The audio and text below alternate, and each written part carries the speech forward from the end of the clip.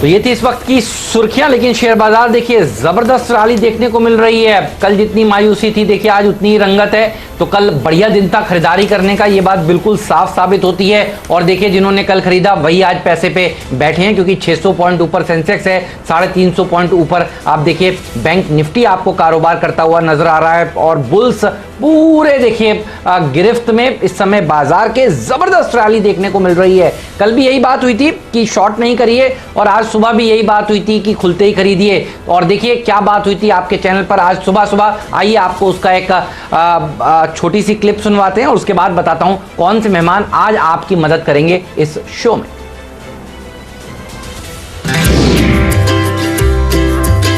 आप देखिए कल एफआईएस की तरफ से आपको 4 डिजिट में बाइंग नजर आई है 7,800 करोड़ रुपए की, और बंधन का ब्लॉक उन्होंने खरीदा है, हाथों हाथ लिया है। एडवांस डिक्लाइन रेशियो बिल्कुल घबराने जैसा नहीं है। ऐसा नहीं हो गया है कि 1:14 का रेशियो हो गया है, 14 गिरने वाले शेयर हैं और 1 बढ़ने वाले शेयर हैं। 1:1 का रेशियो है, तो ये हेल्दी करेक्शन है। शॉर्ट्स नहीं आते सिस्टम में, ओआई नहीं बढ़ता है निफ्टी में, तब तक ये कॉल हमें नहीं लेना चाहिए। तो मैं अभी भी मैं यहाँ पे मंदी के मूड में नहीं हूँ, बिकॉज अभी तक निफ्टी में शॉर्ट्स नहीं दिख रहे।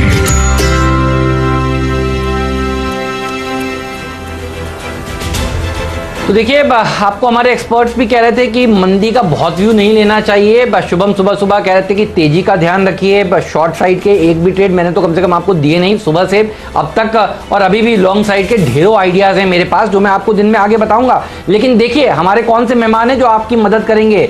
Rahul Sharma JM financial services के, ये हमें बताएंगे ट्रेड एट 215, तो कुछ ही देर में 2:15 पर ठीक पहला ट्रेड वो आपके सामने पेश करेंगे।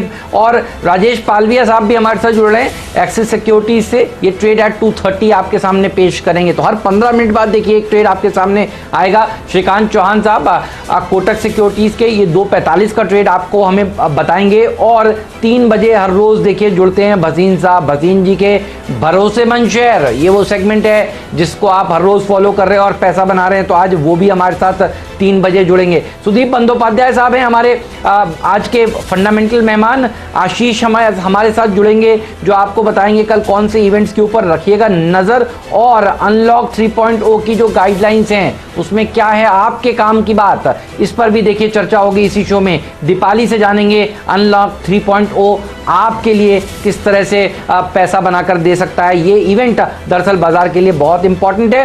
डीलिंग रूम का चेक भी हम लेंगे यतिन से 2:50 के आसपास, और एसटी बीटी आइडियाज भी होंगे। और नीरज आपको बताएंगे कल का खिलाड़ी आज। जी हाँ, तो बाजार आज देखिए हरे निशान के साथ कारोबार कर रहा है, तो एक कल का खिलाड़ी आज भी हम आपके सामने पेश करने वाले हैं। तो एक्शन पैक शो है, और 11,000 के ऊपर जैसे ही निकले आप देखिए मंदी करने वाले वीरू बैकफुट पर आ गए। और अच्छी बात यह है कि 11,000 के ऊपर क्लोजिंग भी होने के लिए बिल्कुल देखिए साफ संकेत नजर आ रहे हैं। तो 11,000 के ऊपर हम काफी देर से देखिए टिके हुए हैं, और चिंता की बात तो कोई भी नजर नहीं आ रही। जी हाँ, और देखिए हेमंत, अब तक इस सेशन का लगभग 90% पार्ट हमने 11,000 के ऊपर निकाला है, और बैंक निफ्टी सिंक नहीं हुआ, ये अच्छी बात है। और आज इस बाजार की अगर आप देखें जो आधारशिला थी हेमंत की, अच्छी बात है कि एक बार फिर से लीडरशिप जो थी वो रिलायंस के हाथ में थी।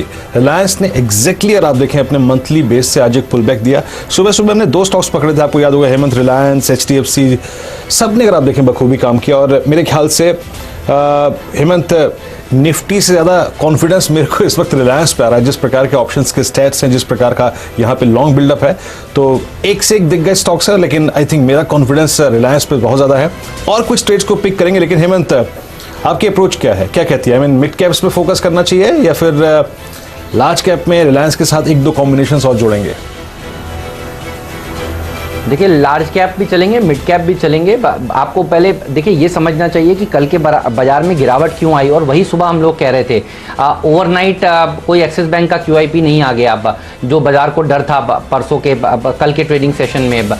और एक QIP जो आया उसको बाजार ने एक जो शेयर बेचा गया उसको देखिए बाजार ने हाथों हाथ ले लिया, बंधन बैंक के शेयर ने। इससे देखिए बुल्स में कॉन्फिडेंस आता है, और FIIs ने लाइन लगाकर देखिए स्टॉक को खरीदा, वन साइडेड खरीदा, और दूसरा इशू अभी आया नहीं है जो बाजार को डर लग रहा था। तो देखिए आज हुआ क्या, कल सब लोग शॉर्ट करके गए थे ये सोच कर कि कुछ और इश्यूज भी आएंगे बाजार में और यहाँ पर बैंक निफ्टी और फिसल जाएगा। 11,000 के नीचे निफ्टी कारोबार करने लगा तो थोड़ा सा लोगों को और डर लगने लगा। लेकिन देखिए अब हुआ ये कि ऐसा कोई खराब खबर तो आई नहीं है, तो बेयर्स को मंदी करने के लिए कोई कारण नहीं थे। अच्छा, अब आप समझ सकते हैं, पीछे जाकर देख सकते हैं कि एफआईआईज दरअसल बेच क्यों रहे थे। एफआईआईज बैंक्स क्यों बेच रहे थे, क्योंकि उनको बंधन बैंक डिस्काउंट पर चाहिए था। तो देखिए शेयर तो चाहिए सबको, लेकिन डिस्काउंट पर मिले तो क्या बात है। और ये वैसा ही है जैसे आपको और हमको बड़े बड़े ब्रांड्स तो खरीदने हैं लेकिन हम इंतजार करते हैं सेल का। तो शेयर बाजार में जिस दिन सेल लगती है उस दिन ले लेना चाहिए। कल मुझे लगता है बहुत बढ़िया मौका था और आज सेकंड बेस्ट मौका है, तो घबराइए मत।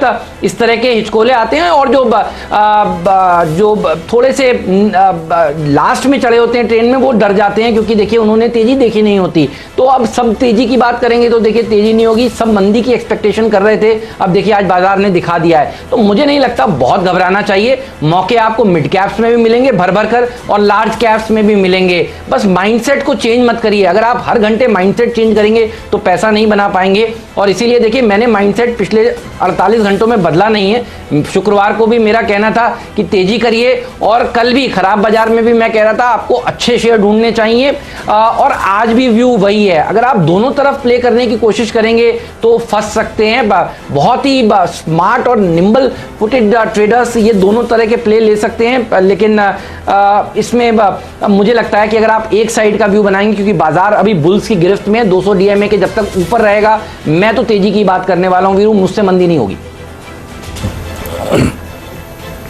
अच्छा, दो चीज देखिए अब इस वक्त जो कि बहुत इंटरेस्टिंग है। HDFC बैंक ने आज एक अच्छे लोअर लेवल से पुल बैक दिया। रिलायंस अब डे हाई पर है, याद रखिएगा। तो मेरी अप्रोच क्या रहेगी, रिलायंस की जो सुबह हमने कॉल ली थी ना, उससे बाहर निकलिएगा। रिलायंस के अपसाइड को और निफ्टी के अपसाइड को प्ले करने का वो बहुत अच्छा जरिया है। उस पर मैं कुछ देर पे और कॉल लूंगा।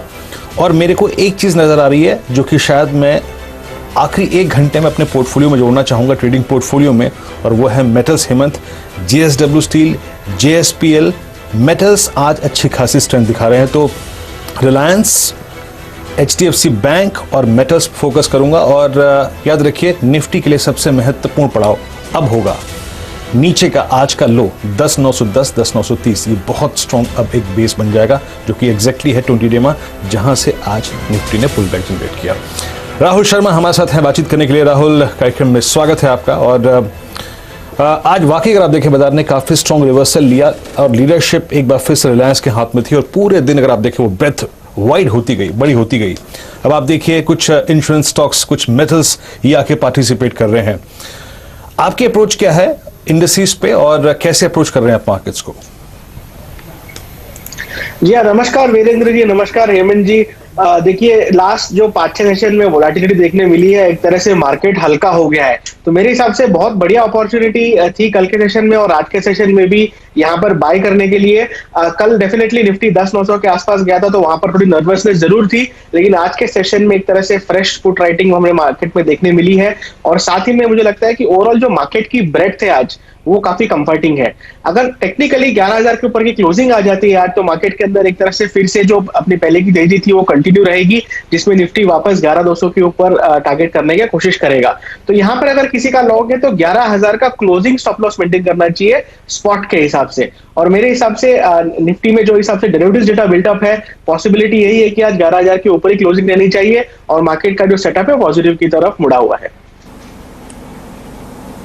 ऑलराइट, तो मार्केट का सेटअप देखिए पॉजिटिव है। 11,000 के ऊपर क्लोजिंग हुई तो और कॉन्फिडेंट आप हो जाएंगे। कल भी हमने देखा था एडवांस डिक्लाइन रेशियो में कोई भी देखिए एक बार भी लाल लकीर ऊपर नहीं गई थी और मैं सुबह भी यही हाईलाइट कर रहा था। राजेश पालविया जी से पूछते हैं। पालविया साहब, स्वागत है आपका। मार्केट का सेटअप आपको कैसा नजर आ रहा है और क्या ये तेजी कंटिन्यू रहेगी, ये दूसरा सवाल है, क्योंकि कल बुधवार है और बुधवार के बाद बृहस्पतिवार को वीकली एक्सपायरी के साथ साथ आरबीआई की पॉलिसी भी है। जिनकी शॉर्ट्स हैं उनको कवर कर लेना चाहिए, थोड़ा और वेट करें। गुड आफ्टरनून हेमंत जी, गुड आफ्टरनून वीरेंद्र। देखिए आपने बिल्कुल, मैं आपको सुन रहा था कि आपने बताया था जब तक मार्केट 200 दिन के मूविंग एवरेज के ऊपर ट्रेड करा, जब तक बिल्कुल मद्दी के ट्रेड या मद्दी की तरफ सोचना भी नहीं चाहिए, बिकॉज वो ट्रेंड क्लियर इंडिकेशन है कि हम बुलिश ट्रेंड में है short to medium term perspective के हिसाब से, और बिल्कुल बहुत अच्छी अपॉर्चुनिटी मिली थी पिछले 2 ट्रेडिंग सेशन में हमें, उसके बहुत नजदीक जाके मार्केट ने जहां से सपोर्ट लेके बाउंस दिया है, तो वहां से रिस्क रिवॉर्ड काफी फेवरेबल था, और वहां से जिन्होंने भी लॉन्ग पोजीशन बनाई है बिल्कुल उन्हें बने रहना चाहिए। और आज जिस तरीके से 11,000 के ऊपर अब मार्केट ट्रेड कर रहा है, अगर मैं ऑप्शन चेन डेटा भी देखूं तो जो 11,000, 11,100, 11,200 ये सारे स्ट्राइक में जो कॉल राइटर थे, आज करीब हर स्ट्राइक में 2-2.5 लाख शेयर कट होते हुए दिख रहे, तो करीब 6-7 लाख शेयर तो ये 2-3 स्ट्राइक में कट होते हुए दिख रहे, तो बिल्कुल वो बैकफुट पे जाते हुए दिख रहे, जिन्होंने कॉल राइट कर दिया था ये सोच के कि मार्केट अब बाउंस नहीं होगा, तो बिल्कुल उन्हें अपनी पोजीशन को कट करना पड़ रही है। तो मुझे लग रहा है कि ये मोमेंटम तो और कंटिन्यू रहेगा, और आज अगर 11,000 के ऊपर हम क्लोज देते हैं तो वापस हमें लगता है कि 11,150 से 11,200 ये लेवल तक तो बिल्कुल मार्केट अटेम्प्ट करेगा, और वहां तक के लिए मार्केट के लिए पूरी जगह बनी हुई है, तो तेजी कंटिन्यू रहेगी। इस बीच मेटल स्टॉक्स लेके आइए एक बार। जैसे हमने इस कार्यक्रम की शुरुआत करी, मेटल स्टॉक में एक fresh round of buying I है। प्लीज डायरेक्टर साहब इंडिसेस लेके आइएगा और साथ ही साथ तमाम मेटल स्टॉक्स लेके आइएगा। JSW steel at day high, और एक बार जरा आप निफ्टी मेटल इंडेक्स दिखाइएगा। याद रखिए इसका लेवल है 2174, और 2174 में अगर ये क्लोज होता है, मान लीजिए मैं इसी प्राइस में मानता हूं ये क्लोज होता है, तो ये इसकी बेस्ट क्लोजिंग होगी, and the closest closing around 200 day exponential moving average. और ये 200 डे एक्सपोनेंशियल मूविंग एवरेज को याद रखिए जनवरी 2020 के बाद छुएगा। आई होप राहुल आप इस चीज को मॉनिटर कर रहे होंगे, निफ्टी मेटल का बिहेवियर, अच्छी खासी स्ट्रेंथ, और एक ना एक स्टॉक आके लीडरशिप देता है। कल JSPL ने दी थी, आज JSW स्टील दे रहा है। आपकी अप्रोच अभी कुछ जोड़ना चाहेंगे आप अपने ट्रेडिंग पोर्टफोलियो में, या फिर स्विंग के पर्सपेक्टिव से? जी हाँ, बिल्कुल। मेटल्स का जो रुझान है अभी भी पॉजिटिव है। आई थिंक निफ्टी फॉलिंग में भी मेटल्स ने काफी अच्छा होल्ड किया, तो जो हिसाब से सेटअप है मुझे लगता है कि यहाँ से और अपसाइड बाकी है मेटल इंडेक्स में। अगर स्टॉक्स की बात करें तो आई थिंक जैसे आपने कहा JSW स्टील काफी बढ़िया है, दूसरा एक टाटा स्टील भी देख सकते हैं, हिंडाल्को का भी सेटअप काफी बढ़िया है। तो आई थिंक ये जो टॉप 3 स्टॉक्स है इनमें फोकस करना चाहिए, और मुझे लगता है कि मेटल्स के अंदर आने वाले सेशंस में हमें यहाँ से 5 से 8% तक की अपसाइड देखने मिल सकती है। तो मेटल्स में मेरा तेजी का ध्यान है। अगर इंडेक्स के लेवल के हिसाब से बात करें तो मेरे हिसाब से 2100 का स्टॉप लॉस यहाँ पर बढ़िया होगा मेटल इंडेक्स के लिए। ठीक बात है। अच्छा, तीसरे एक्सपर्ट को भी जोड़ लेते हैं वीरू, हमारे साथ सुदीप बंदोपाध्याय साहब भी जुड़े हुए हैं। Sudeep sir, good afternoon. बताइए मार्केट के सेटअप को आपने किस तरह से रीड किया, और आपको इस समय क्या पसंद आ रहा है, कहां पर खरीदारी करेंगे? जी है, मार्केट का सेटअप मैं जैसे कुछ दिनों से बता रहा हूँ, एक कंसोलिडेशन फेज में मार्केट है। मार्केट इसी रेंज में कंसोलिडेट कर रहा है। अगर देखिए 11,000 के आसपास घूम रहा है, थोड़ा नीचे थोड़ा ऊपर, बट एक रेंज में है, और ये मार्केट के लिए, हेल्थ के लिए अच्छा है मैं मानूंगा। बहुत अच्छा रैली के बाद एक कंसोलिडेशन इस लेवल पे, ऊपर लेवल पे एक अच्छा ट्रेंड है, और ब्रेकआउट तभी मार्केट में होगा जब ऐसा कोई बड़ा न्यूज आएगा जो मार्केट लाइक करेगा। क्रेडिट पॉलिसी रिलेटेड कुछ डिसीजंस अगर RBI ने लिए जो मार्केट लाइक करता है, ब्रेकआउट आ सकता है। सरकार के तरफ से अगर कुछ फिस्कल स्टिमुलस आए, वहां पे मार्केट में एक ब्रेकआउट देखने को मिल सकता है। ग्लोबल मार्केट भी खासकर ऐसा कुछ नेगेटिव नहीं है, बाय एंड लार्ज सपोर्टिव है मैं कहूंगा। मेटल्स में जो रैली देखने को मिल रहा है आज, वो प्रिडोमिनेंटली ग्लोबल फैक्टर्स उसको इन्फ्लुएंस कर रहे हैं, इंक्लूडिंग चाइनीज PMI। जैसे चाइनीज PMI आए हैं उससे साफ है कि मेटल डिमांड बढ़ रहा है, और यही डोमेस्टिक मेटल प्राइसेस को ऊपर ले जा रहा है। तो ओवरऑल आई विल से कि पॉजिटिव माहौल है, बायस पॉजिटिव है, और जरूर जो लॉन्ग टर्म के लिए सोच रहे हैं उनके लिए खरीदारी करने की अभी भी अच्छी अपॉर्चुनिटी है। कंज्यूमर स्टेपल्स में अपॉर्चुनिटी है, कंज्यूमर ड्यूरेबल्स में अपॉर्चुनिटी है, और फार्मा और रिलेटेड बहुत सारे ऐसे सेक्टर हैं जहां पे सिलेक्टिव बाइंग की जा सकती है। एक सेक्टर का मैं जिक्र करना चाहूंगा जहां पे शायद अभी भी बहुत ज्यादा फोकस नहीं आया है, वो फर्टिलाइजर और एग्रो केमिकल्स, एग्रो इनपुट्स के सेक्टर है। यहाँ पे जरूर अपॉर्चुनिटी बनते हुए लग रहा है। जैसा मॉनसून का प्रोग्रेस है, जैसा सरकार का फोकस है, इससे साफ है कि ये सेक्टर को बहुत बड़ा फायदा आने वाले दिनों में मिलेगा। कोरोमंडल इंटरनेशनल जैसे कंपनी मैंने पहले भी जिक्र किया है, यहाँ पे जरूर ध्यान दिया जा सकता है।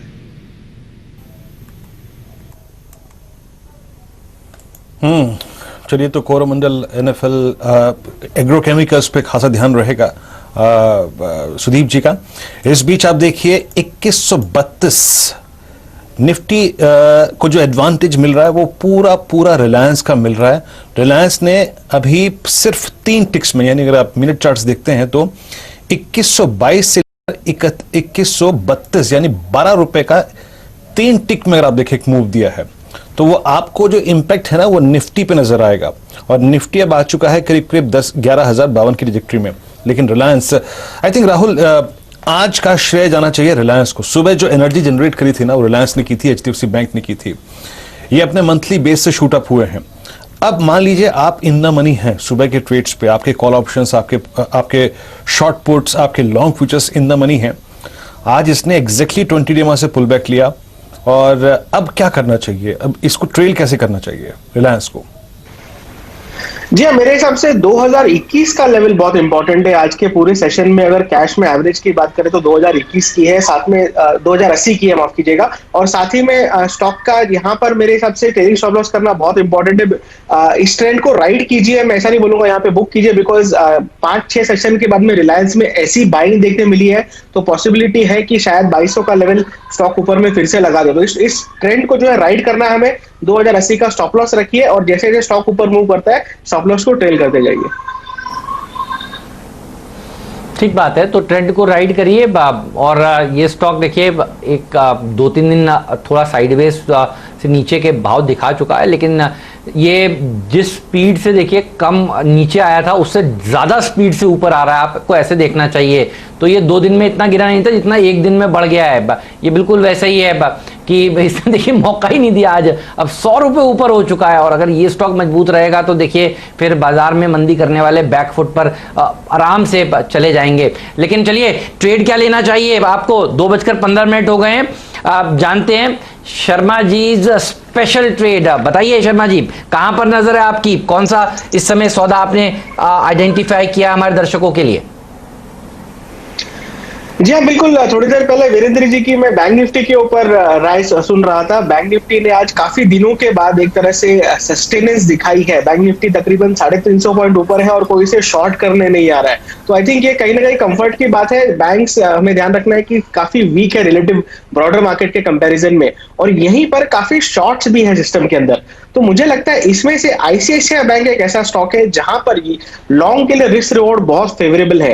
आपको याद होगा हमने 2-3 हफ्ते पहले भी यही 350 के लेवल पे इसे बाय किया था रिजल्ट्स के पहले, और स्टॉक ने 390 तक की छलांग लगाई थी।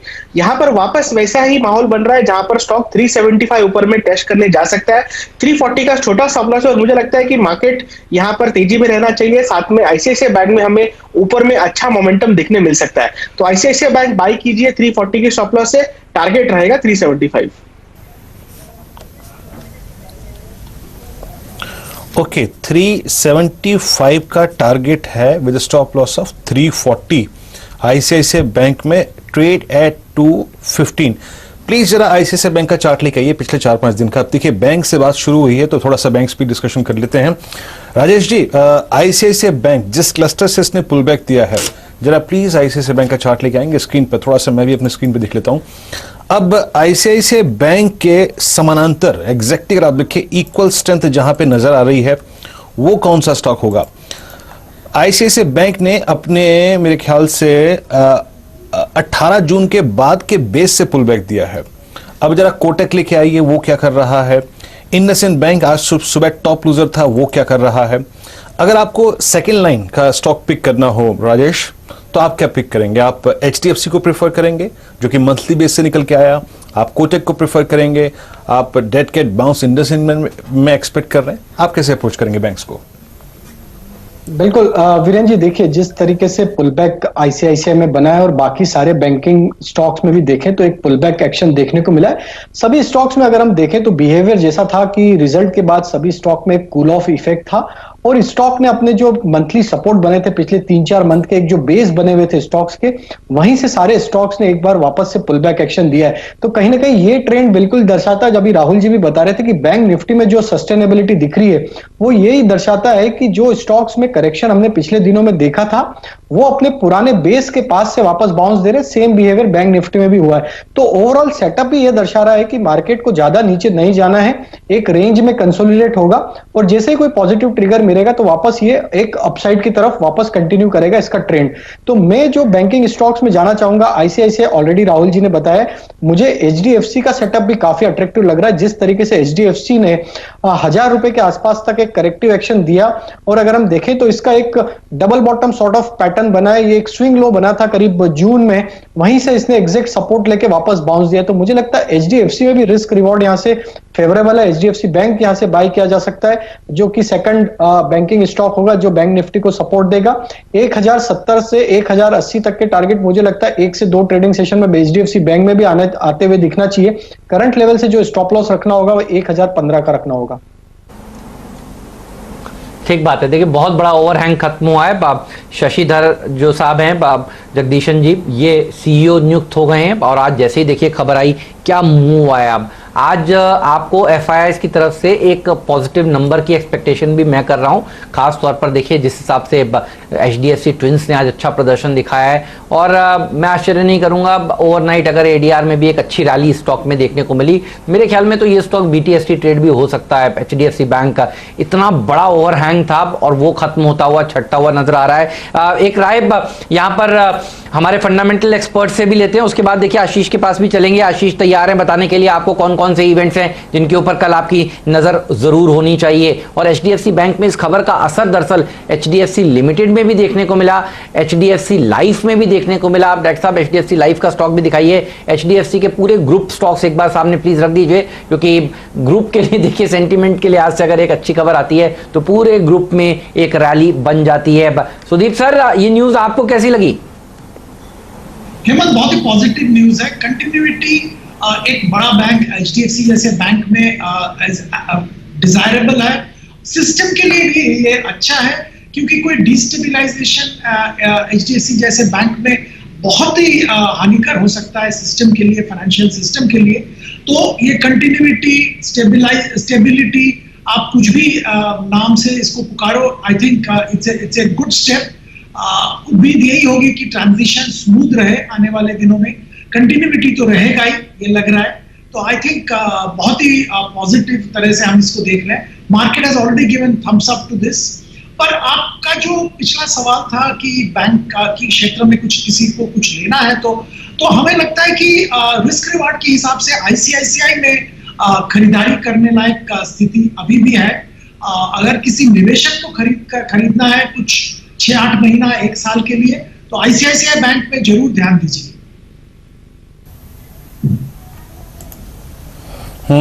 आईसीआईसीआई बैंक पे ज्यादा ध्यान दीजिएगा। और आज मैं हेमंत वो इंटरेक्शन सुन रहा था पुरी साहब का सीएनबीसी टीवी 18 के साथ।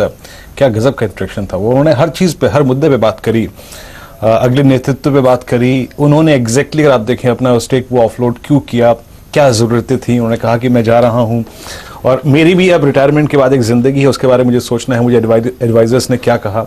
बहुत अच्छा अगर आप देखें वो इंटरव्यू था। अब आते हैं, आई मीन एचडीएफसी बैंक की हमने बात करी, एक बार एचडीएफसी पे बात कर लेते हैं, इन ट्विंस से बात कर लेते हैं, क्योंकि आज मोमेंटम जनरेट करने में इन दोनों ही स्टॉक्स का अगर आप देखें योगदान है। एचडीएफसी, राहुल, इनफैक्ट शायद मैं एचडीएफसी पे बात करता, लेकिन उससे पहले चलते हैं आशीष के पास, जो कल के बड़े ट्रिगर्स हैं उन पे बात कर लेते हैं, फिर एचडीएफसी पे घूम के आएंगे एक बार लौट के। आशीष बताइए, कल के बड़े ट्रिगर्स, कुछ नंबर्स जिन पर बाजार की नजर रहेगी। गनीमत है आपने कहा नहीं कि छोले पूड़ी आज बनी है और आशीष को जाना है इसीलिए जा रहा हूं। लेकिन बुधवार का दिन होगा कल, तो हफ्ते के मिड पॉइंट पे आके हम लोग खड़े होंगे और कल सबकी नजरें तो अयोध्या पर होंगी। राम मंदिर भूमि पूजन का दिन और काउंटडाउन आपकी स्क्रीन पर सुबह से हम लोग वैसे ही चला रहे हैं। पीएम मोदी जी कल राम टेम्पल में फाउंडेशन स्टोन रखने जा रहे हैं। 40 केजी का सिल्वर ब्रिक होगा जो सिंबलाइज करेगा कि राम टेम्पल कंस्ट्रक्शन की शुरुआत हो गई है। अच्छा, जब तक आप लोग आते हैं मेरे पास तो मैं ऐसे ही और पढ़ रहा था खैर इसको नीरज ने चैनल पे बताया भी हुआ है। भूमि पूजन का मुहूर्त कल 12:15 से लेकर 12:15 यानी प्रधानमंत्री जी के पास 32 सेकंड होंगे भूमि पूजन पूरा करने के लिए। तो कल नजर रहेगी इस इवेंट पर। अनलॉक 3.0 हम लोग कह रहे थे पिछले फ्राइडे को कि अनलॉक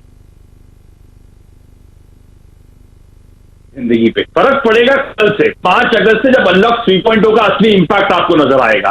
तो पहले तो सेंटर की एमएचए की गाइडलाइंस आई थी, मिनिस्ट्री ऑफ होम अफेयर्स की, उसके बाद स्टेट्स ने अपनी गाइडलाइन सामने रखी थी। तो ज्यादातर जगहों पे जिम्स, मॉल्स, योगा इंस्टीट्यूट ये सब खुलने जा रहे हैं कल से। और हाँ, मुंबई में तो लिकर ओवर द काउंटर मिलना शुरू हो जाएगी कल से। तो अनलॉक 3.0 का असली असर फिर हम सबको समझ में आएगा। उसके बाद रिजल्ट हेवी डे है, कई सारे इंपॉर्टेंट मिड कैप के नंबर शेड्यूल्ड है। Apollo tyres, Cadila health care, strides pharma, Canara bank, DLF, Godrej properties, Adani gas, और लिस्ट लंबी है। कुछ इंपॉर्टेंट नाम्स मैं हाईलाइट कर रहा हूं। आरसीएफ की बोर्ड मीटिंग है एनसीडी के जरिए 500 करोड़ रुपए जुटाने के लिए। और इंटरनेशनल मार्केट्स में यूएस में कल एक्सपोर्ट इंपोर्ट का उनका डेटा आ रहा है। ऑलराइट, तो ये तमाम चीजें हैं जिसके ऊपर नजर होनी चाहिए। आपने अनलॉक 3.0 की बात कही, तो दीपाली भी हमारे साथ जुड़ी हुई हैं, उनसे विस्तार से समझ लेते हैं कौन कौन सी चीजें हैं जो बदलने जा रही हैं। तो कल से देखिए बहुत सारी चीजें चेंज हो जाएंगी। दीपाली बताइए कहां कहां नजर रखी जाए। देखिए, अनलॉक के तीसरे चरण की शुरुआत कल से देश भर में होने वाली है। 29 जुलाई को ही गृह मंत्रालय ने गाइडलाइंस विस्तृत तौर पर जारी की थी और अब जो राज्यों ने अपने स्तर पर एसओपी तैयार किया है उसे लागू किया जाएगा कल यानी 5 अगस्त से। अगर मैं शुरुआत करूं उत्तर प्रदेश से, तो जो केंद्र सरकार की गाइडलाइंस है उसके मुताबिक नाइट कर्फ्यू को हटा दिया गया है, लेकिन उत्तर प्रदेश की तरफ से जो गाइडलाइंस तैयार की गई है उसमें मुख्य बात यह है कि शुक्रवार रात 10 बजे से लेकर सोमवार सुबह 5 बजे तक पूरी तरह से नाइट कर्फ्यू लागू रहेगा और इसके अंदर दिन में भी पूरी तरह से लॉकडाउन को इंप्लीमेंट किया जाएगा। वहीं अगर हम सिनेमा घरों की बात करें, एंटरटेनमेंट स्पॉट्स की बात करें, swimming pool, gym, yoga centre, ये सब चीजें उत्तर प्रदेश में नहीं खोली जाएंगी।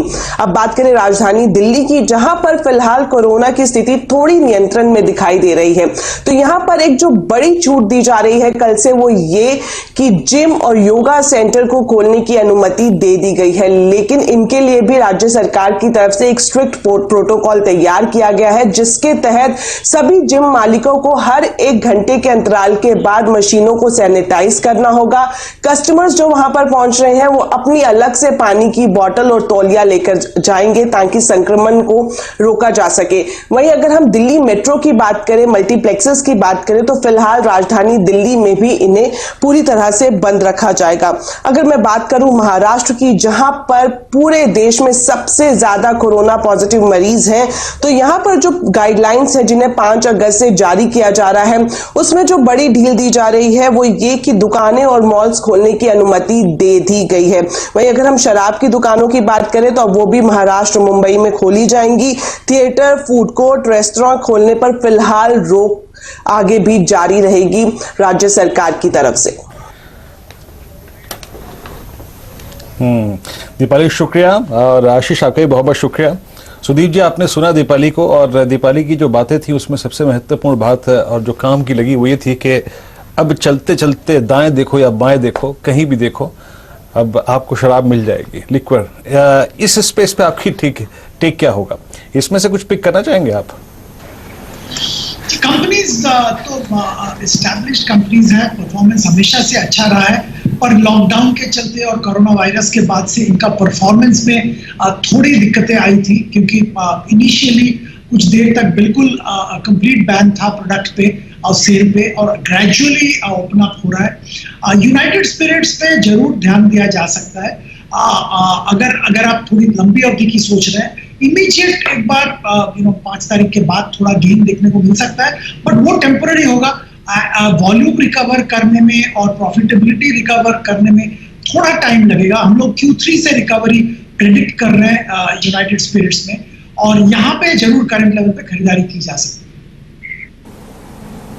ऑलराइट, तो यूनाइटेड स्पिरिट्स आपको फंडामेंटली बढ़िया कंपनी लगती है, यहाँ पर आप निवेश के लिहाज से एक एंट्री ले सकते हैं। लेकिन आप देखिए आज इस थीम को नीरज ने स्टॉक 2020 में प्ले किया था, मैंने भी देखिए एक दो स्टॉक्स टीम में शामिल किए, तो दूसरी थीम जिसको सुबह सुबह पकड़ा था वो था डिफेंस वाली थीम, और डिफेंस वाले स्टॉक्स देखिए इस समय भी बढ़िया प्रदर्शन दिखा रहे हैं। क्या गजब की रैली देखिए एज ऑफ नाउ देखने को मिल रही है। काम करते हैं स्टॉक 2020 का, डॉक्टर साहब आपके पास प्रोमो वगैरह है तो बताइए, वो चला के सुनवा देते हैं कि क्या कुछ बात हुई थी, उसके बाद डिफेंस स्टॉक्स पर बात करेंगे, तब तक 2:30 भी बज जाएंगे और फिर बताएंगे आपको पालविया साहब का 2:30 का ट्रेड इस समय कौन सा है। तो चलिए दिखाते हैं आपको कि क्या बात हुई थी सुबह सुबह स्टॉक 2020 में।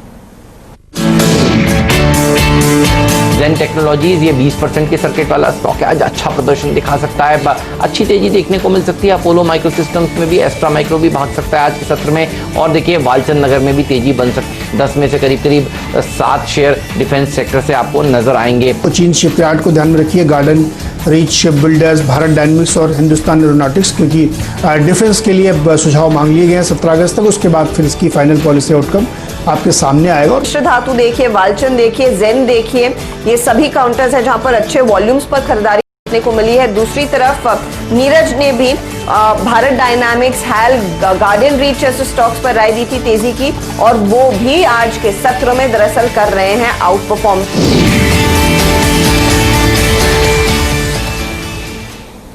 जी हाँ, देखिए पूरा स्पेस आज बजिंग है और क्या शानदार रैली इस पूरे स्पेस में देखने को मिल रही है। एक अनफिनिश्ड एजेंडा रह गया है, 20% का सर्किट वाला कैंडिडेट हम लोग सुबह सुबह चर्चा कर रहे थे, जेन टेक्नोलॉजीज है, 15% तक तो जाकर आया, अभी भी 12% 13% की तेजी दिखा रहा है, लेकिन है 4-5% की जगह यहाँ पर।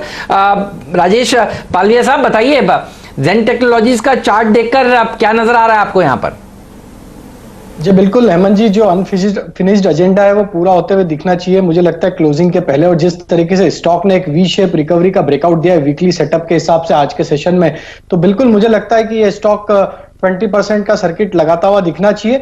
मुझे लग रहा है और भी रैली यहां से कंटिन्यू होनी चाहिए, क्योंकि जिस तरीके से आज वीकली सेटअप के हिसाब से ब्रेकआउट हुआ है, 63 के ऊपर आज क्लोज दे रहा है ये स्टॉक, तो मुझे लग रहा है जो ब्रेकआउट हुआ है चार्ट पे वो ये दर्शाता है कि टारगेट तो इसमें 78 से 85 तक के आते हुए दिखना चाहिए। आज के सेशन में बिल्कुल 330 के पहले आपका ये सर्किट लगता हुआ दिखना चाहिए स्टॉक।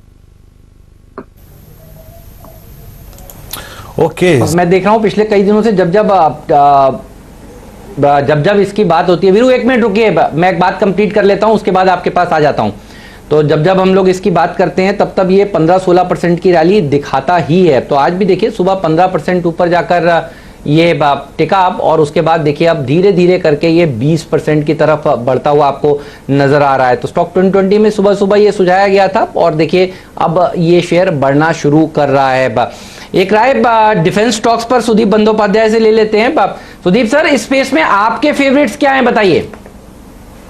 जी हेमंत, इस स्पेस में हमारा फेवरेट कुछ पिछले 6-8 महीने से रहा है भारत इलेक्ट्रॉनिक्स। अभी भी हम बिलीव करते हैं कि यहाँ पे बहुत अच्छा अपॉर्चुनिटी है खरीदारी का। देखिए डिफेंस इलेक्ट्रॉनिक्स के दिग्गज कंपनी है, परफॉर्मेंस हमेशा से ही अच्छा रहा है, बैलेंस शीट स्ट्रांग है, और जो पिछले करीब 4-5 महीना पहले जो कॉन्ट्रैक्ट का सिस्टम चेंज हुआ, कॉस्ट प्लस हुआ है, उससे इनको सरकारी कॉन्ट्रैक्ट में कॉस्ट प्लस हुआ है, उससे इस कंपनी को आने वाले दिनों में फायदा ही होने वाला है। ओवरऑल मेक इन इंडिया जो डिफेंस में पॉलिसी ली जा रही है उसका बहुत बड़ा बेनिफिशियरी भारत इलेक्ट्रॉनिक्स होगा। तो थोड़ा प्राइस अप्रिसिएशन ऑलरेडी हुआ है निचले लेवल से, पर यहाँ पे भी खरीदारी जरूर की जा सकती है 1 साल का नजरिया से।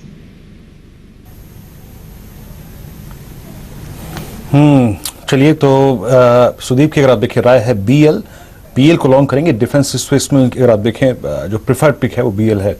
चलिए अब ट्रेड एट 230 लेते हैं, राजेश पालविया से जानने की कोशिश करते हैं कि उनका ट्रेड एट 230 क्या है। राजेश बताइए। तो वीरेन जी, ट्रेड एट 230 मेरा जो स्टॉक रहेगा वो रहेगा वोल्टास।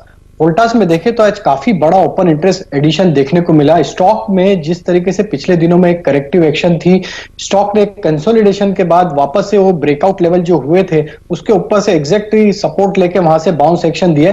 तो जिस तरीके का सेटअप है वोल्टास का, मुझे लगता है कि ये स्टॉक में अब यहां से 635 640 तक के टारगेट आते हुए दिखना चाहिए। तो वोल्टास को बाय करेंगे 604 के स्टॉप लॉस से। मुझे लग रहा है 1 या 2 ट्रेडिंग सेशन में 630-35 तक के टारगेट इसमें अचीव होते हुए दिखना चाहिए। ठीक बात है। तो वोल्टास, वाओ, कल से इस स्टॉक की चर्चा हो रही है। राजेश जी, आपके मित्र, आपके हमनाम राजेश सतपुते जी को भी ये शेयर पसंद था और कल उन्होंने कहा था कि ये स्टॉक जो है वो भागेगा और बीटीएसटी कैंडिडेट था। आज सुबह सुबह भी देखिए इसकी चर्चा लगभग हर शो में हुई है और वोल्टास, एक बार इंट्राडे चार्ट दिखाई डॉक्टर साहब, क्या गजब की रैली स्टॉक ने दिखाई है, क्या मूव बनाया और देखिए जाते जाते भी ये स्टॉक दिन के हाईस पर जाकर बंद हो रहा है। इस स्टॉक के लिए भी जो अनलॉक 3.0 है देखिए वो दरअसल ट्रिगर है, क्योंकि धीरे धीरे करके देखिए इकोनॉमी खुलेगी तो जाहिर सी बात है लोग जो हैं वो अप्लायंसेस खरीदेंगे। ये एसीज के अलावा भी बहुत सारे और अप्लायंसेस भी बनाते हैं। वोल्टास, ये स्टॉक कैसा लगता है आपको फंडामेंटली, सुदीप सर? जी, अच्छा लगता है वोल्टास में। देखिए, एक बड़ी बात यहाँ पे ये है कि वोल्टास एयर कंडीशनर में भी दिग्गज खिलाड़ी है और एयर कंडीशनर में इनका खासियत है ये छोटे एयर कंडीशनर बनाते हैं और जो हम लोग बात कर रहे हैं रूरल सेमी अर्बन में व्हाइट गुड्स का डिमांड बढ़ रहा है और वहां पे जो छोटे यूनिट वाले चीज जो कंपनीज बनाते हैं कंज्यूमर ड्यूरेबल क्षेत्र में, वहां पे हम लोग अच्छा ट्रैक्शन आने वाले दिनों में आने की उम्मीद कर रहे हैं। तो यहाँ पे वोल्टास बहुत बड़ा रोल प्ले कर सकता है। तो बाकी जो बिजनेसेस है, बाकी जो लॉजिक बाकी सारे एक्सपर्ट्स दे रहे हैं, उसके अलावा मैं ये कहना चाहूंगा कि रूरल सेमी अर्बन इंडिया में जो डिमांड सर्ज आ रहा है, आने वाला है, जिसका हम एक्सपेक्टेशन है, उसका बेनिफिशियरी वोल्टास होगा। तो यहाँ पे जरूर खरीदारी की जा सकती है। इसके साथ मैं और 2-4 कंपनी का भी नाम यहाँ पे बताना चाहूंगा। वी गार्ड बोल के एक कंपनी है साउथ इंडिया की, वहां पे ध्यान दिया जा सकता है।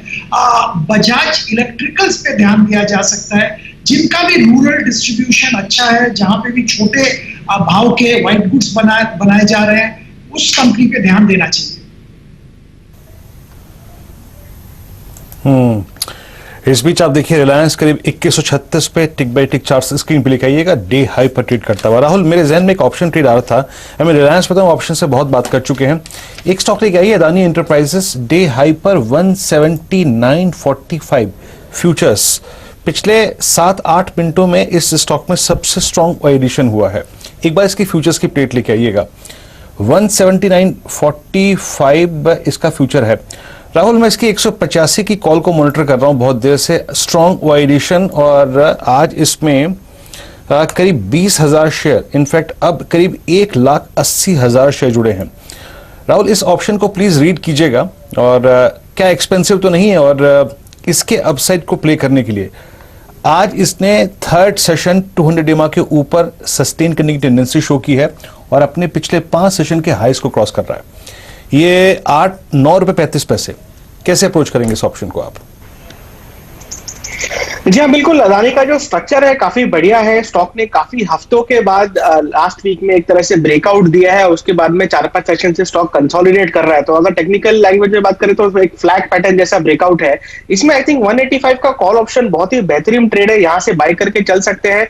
5 रुपए के स्टॉप लॉस है। मुझे लगता है कि इसका पहला टारगेट जो है 14 रुपए का है और स्टॉक का जो टारगेट है तकरीबन 195 रुपए तक का आता है। तो वो केस में शायद ही ऑप्शन 20 रुपए तक भी जा सकता है। तो यहाँ पर इसे बाई करके चल सकते हैं। 5 रुपए का स्टॉप लॉस रहेगा, मेरे हिसाब से 14 और 20 रुपए का टारगेट आ सकता है स्टॉक के अंदर।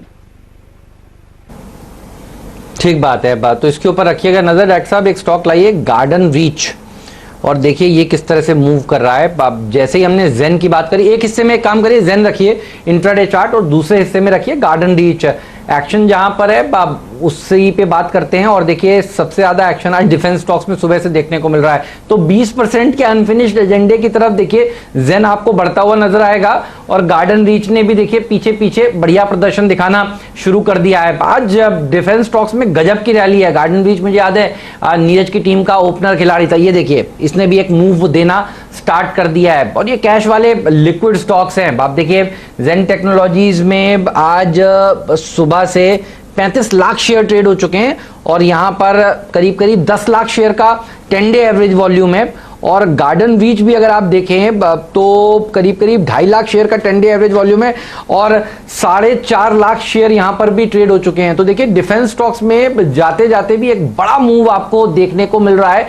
तो जेन 20% जो आपने कहा था अब बिल्कुल देखिए लगाने के लिए तैयार है। राहुल जी, गार्डन रीच पर कोई राय आपकी या कोई डिफेंस वाला स्टॉक अगर आपको अच्छा लगता हो तो बताइएगा। इनफैक्ट बीईएल भी जो आपका पुराना फेवरेट था, आज सुबह सुबह उस पर भी चर्चा हुई थी, देखिए उसने भी शतक जड़ दिया है, 100 रुपए पहुंच गया है ये स्टॉक भी। आपको क्या पसंद है? जी हाँ, बिल्कुल। बीईएल का सेटअप अभी भी आई थिंक स्ट्रांग ही है। स्टॉक एक तरह से बुलिश फ्लैग पैटर्न बना रहा है और हमने इसे आई थिंक लास्ट वीक भी ट्रेड किया था। इसमें वापस आई थिंक यहाँ पर भी एक ट्रेडिंग का सेटअप बन रहा है जहां पर आप 96 रुपीज के स्टॉप लॉस से इसे बाय करके चल सकते हैं। ऊपर में 105 110 रुपए का टारगेट आ सकता है। तो यहाँ पर आई थिंक बीएल में भी जगह अच्छी है और पूरा डिफेंस पैक आई थिंक उसमें करंट दिख रहा है, तो डेफिनेटली बीएल में भी अच्छा मूवमेंट देखने मिल सकता है हमें।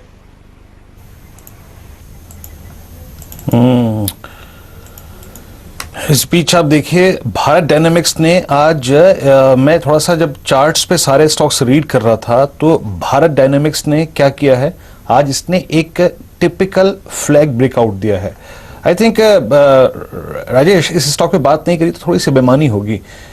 इसने याद रखिए 200 EMA काटा था 15 जून को और जिस तरीके से काटा था 15 जून को इसने 8 जुलाई तक का मूव दिया 445 तक का, उसके बाद चला गया कंसोलिडेशन में और ये टिपिकल चार्ट अब एक फ्लैग में कन्वर्ट हो गया है 417 419।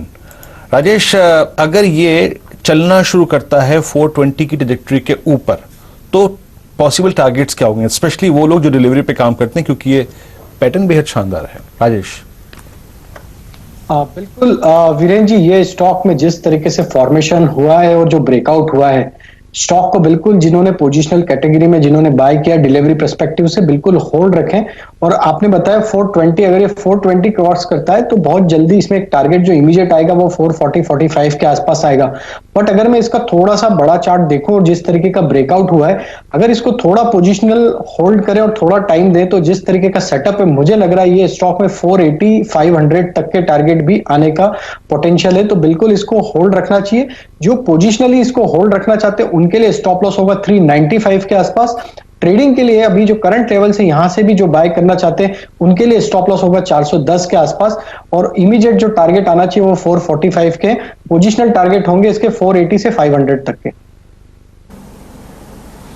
बिल्कुल, तो देखिए पूरी स्पेस एक्टिव है, गजब की रैली देखने को मिल रही है, चाहे वो बीईएल हो चाहे वो बीडीएल हो, सारे के सारे स्टॉक्स। गार्डन रीच की बात करी, देखिए 8.5% ऊपर 19% तक जेन अभी जाकर आया, अभी भी 18.5% की रैली यहां पर देखने को मिल रही है।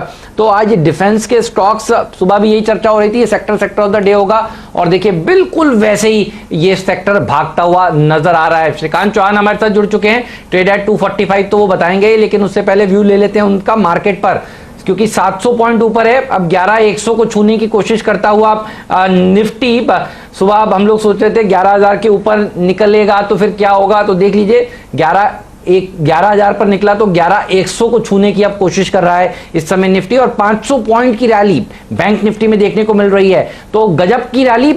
श्रीकांत जी बताइए कैसा लग रहा है मार्केट पर, व्यू आपका इस समय क्या है और क्या करना चाहिए इंडाइसिस पर? हेमंत जी देखिए, वैसे आज मॉर्निंग में जब हम बात कर रहे थे तो यही बात कर रहे थे कि आज का दिन एक स्ट्रॉन्ग शॉर्ट कवरिंग का या तो एक स्ट्रॉन्ग रिकवरी का मार्केट बन सकता है, क्योंकि कल के दिन में अगर आप देखेंगे तो एफआई की पोजीशन जो थी वो हेवीली शॉर्ट थी और आज अगर आप मॉर्निंग से देखेंगे तो रिलायंस और एचडीएफसी बैंक ने जो मोमेंटम को पकड़ के रखा है वो किधर भी गिव अप नहीं आ रहा है और इसी वजह से मुझे लगता है कि जैसे जैसे मार्केट एंड की ओर भाग रहा है वैसे वैसे उसमें शॉर्ट कवरिंग और बढ़ती जा रही है। यहाँ से नो डाउट 11,100 11,150 काफी बड़ा रेजिस्टेंस रहेगा मार्केट के लिए और मार्केट थोड़ा वक्त भी निकाल सकता है, लेकिन करंट लेवल से मुझे लगता है कि मोमेंटम काफी स्ट्रांग है, तो इस लेवल के आसपास कुछ ना करें, न लॉन्ग करना है न शॉर्ट करना है। बट बैंक निफ्टी में एक अच्छा फॉर्मेशन बना है, 21,000 के लेवल को इसने काफी अच्छी तरीके से होल्ड किया है, डबल बॉटम फॉर्मेशन बना है, तो शायद अगर ये 21,000 का लेवल अगर क्रेडिट पॉलिसी के दिन तक अगर ना टूटे तो मुझे लगता है शायद एक अच्छा सरप्राइज क्रेडिट पॉलिसी से भी दिक्कत आ रही है सर, एक काम करते हैं, आपके ऑडियो को पैच करते हैं, क्योंकि जब मुझे ही समझ में नहीं आ रही आपकी बात तो फिर हमारे दर्शकों को कैसे समझ में आएगी। तो एक बार ऑडियो पैच करिए प्लीज, एक बार दूसरी लाइन पर श्रीकांत जी को लीजिए और जोड़िए, क्योंकि आपकी आवाज में बहुत हस्की आवाज आ रही है। लेकिन चलिए, बैंक्स में तेजी हो रही है, ये बात तो मुझे समझ में आ रही है, और आईसीआईसीआई बैंक पहला ट्रेड जो देखिए आपको दिया गया था उसमें और बढ़िया रैली देखने को मिल रही है। तो बैंक निफ्टी अब 500 पॉइंट की तेजी के साथ के लिए देखिए अप्रोच कर रहा है, and thanks to ICICI bank. एक बार बैंक निफ्टी के कॉन्स्टिट्यूएंट्स दिखाइए, ट्रेड एट 215 राहुल जी ने दिया था, तो उनके पास वापस चलते हैं। राहुल जी बताइए, आईसीआईसीआई बैंक में स्टॉप लॉस क्या ट्रेल किया जाए?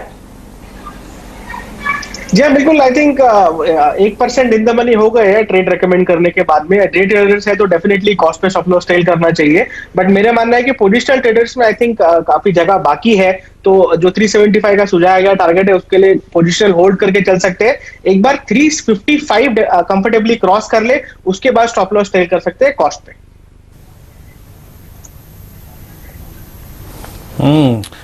चलिए, तो आईसीआईसीआई बैंक पर अगर आप देखें तो ये राहुल की अप्रोच है, और देखिए ट्रेड एट 245 का लगभग वक्त हो ही चुका है, और बाजार में क्योंकि मोमेंटम है, रिलायंस भागे जा रहा है। रिलायंस करीब 2142 जुलाई फ्यूचर्स जो मोमेंटम जनरेट हो रहा है वो है रिलायंस इस वक्त, एक्सिस बैंक और आईसीआईसीआई बैंक ये कमाल करते हुए। श्रीकांत, चलिए अब फटाफट आपका ट्रेड ले ही लेते हैं, ट्रेड एट 245 बताइए क्या देंगे आप? देखिए, वैसे मोमेंटम तो काफी है, लेकिन मुझे लगता है मेटल स्टॉक्स में भी काफी अच्छा मोमेंटम आ रहा है, और टाटा स्टील एक काफी अच्छे करेक्शन के बाद वापस एक रिकवरी पैटर्न में कन्वर्ट हो चुका है। तो वीरेंद्र, मुझे लगता है कि टाटा स्टील यहाँ से 395 या 400 के लेवल्स को छू सकता है। तो करंट लेवल से इसे लॉन्ग किया जा सकता है। आई थिंक 373 374 के करीब ये ट्रेड कर रहा है। 365 का भी स्टॉप लॉस रखना है, और 395 या तो 400 के टारगेट्स के लिए इसे लॉन्ग करके चल सकते हैं।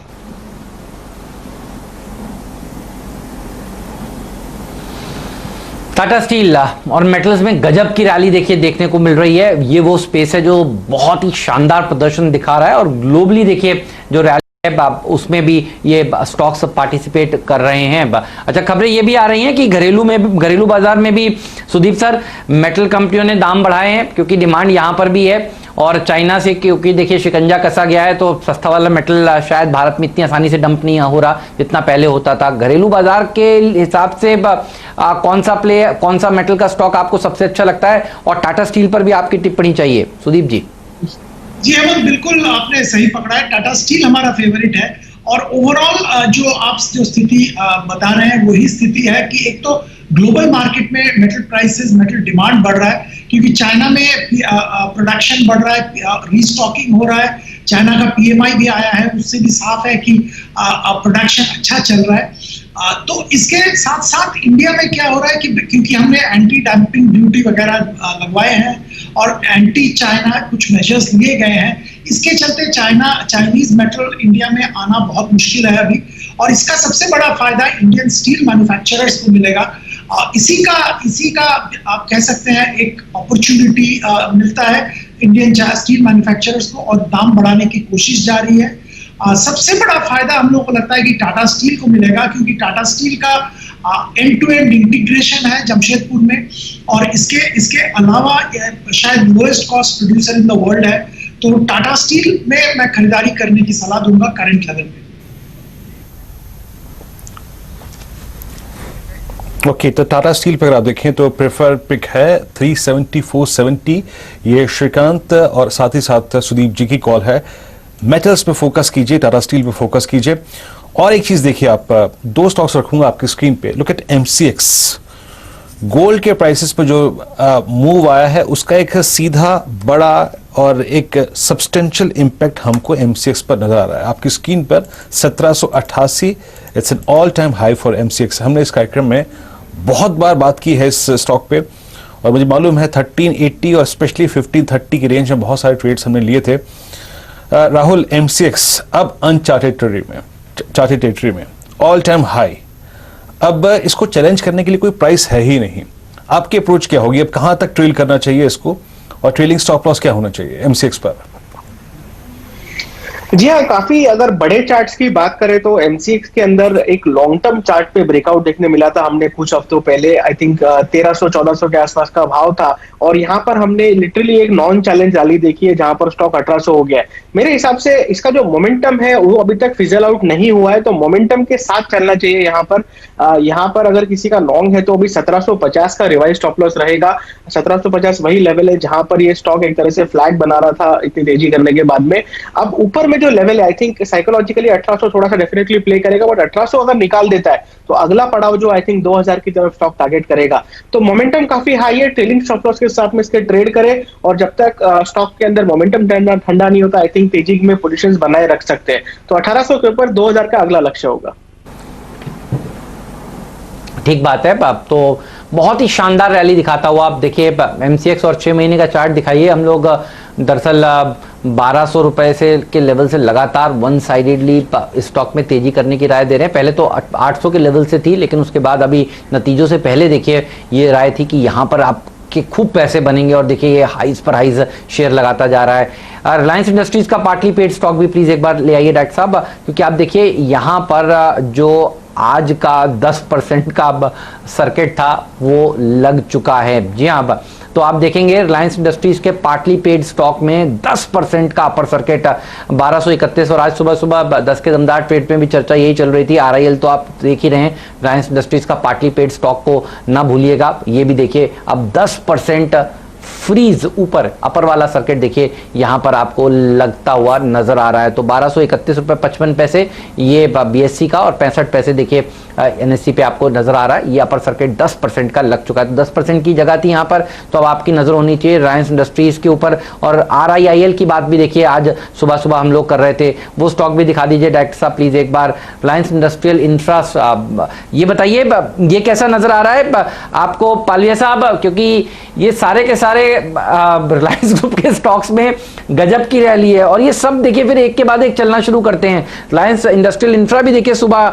एक बड़ा मूव दे रहा था, उसके बाद साइडवेज हुआ और अब आप देखिए आरआईआईएल में भी एक तेजी बन सकती है। फिर एक बार बता देता हूं इसका 52 वीक हाई क्या है। इसने हाल ही में 480 रुपए के आसपास का 52 हफ्तों का उच्चतम स्तर भी लगाया था। आरआईआईएल पर आपका व्यू क्या है?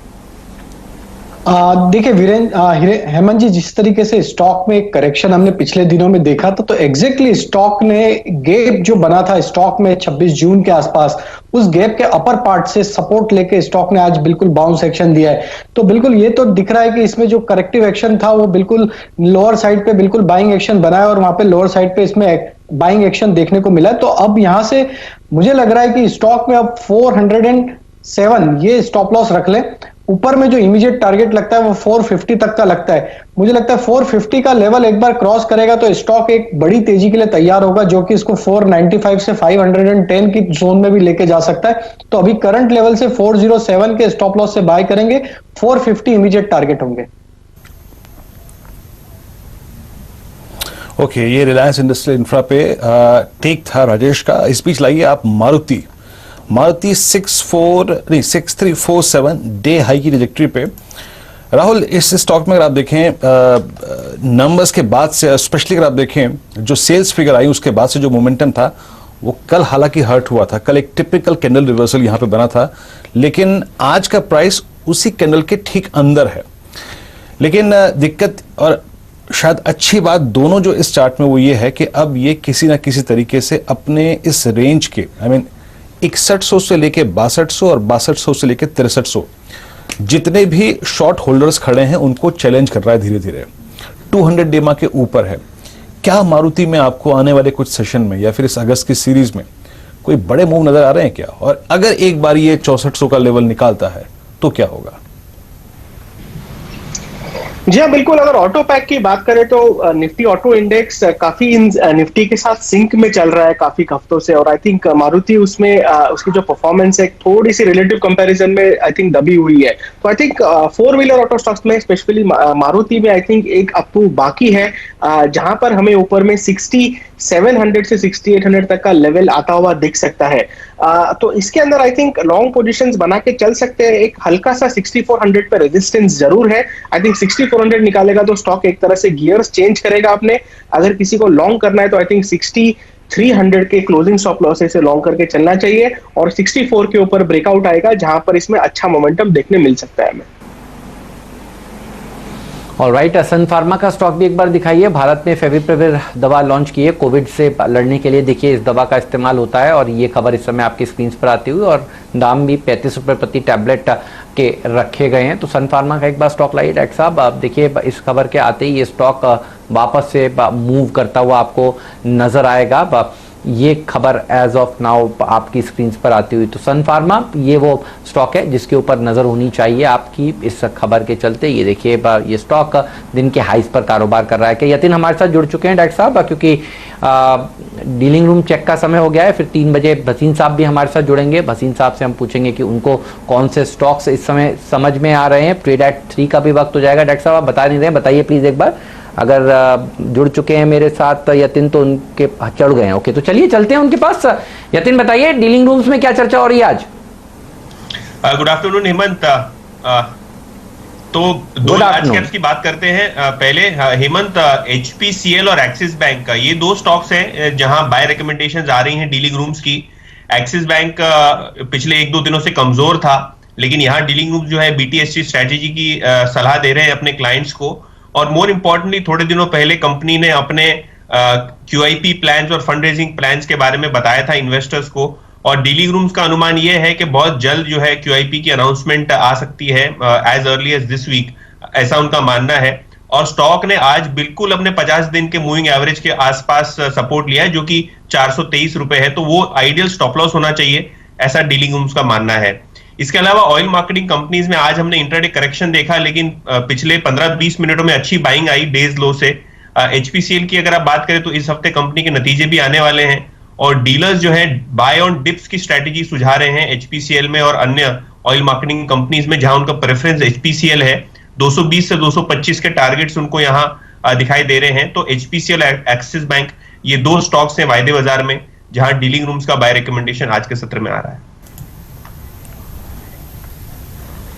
ओके, तो HPCL पे नजर रखिएगा आपकी स्क्रीन पर। आप देखें डीलिंग रूम में लार्ज कैप में और एक्सिस बैंक बाय की रिकमेंडेशन यहाँ पे है डीलर्स की। अच्छा यतिन, मिड कैप में, स्पेशली मिड कैप में कुछ स्टॉक्स जहाँ पे डीलर्स काफी अच्छा खासा अपसाइड या फिर डाउन साइड एक्सपेक्ट कर रहे हो, buy sell calls mid cap में?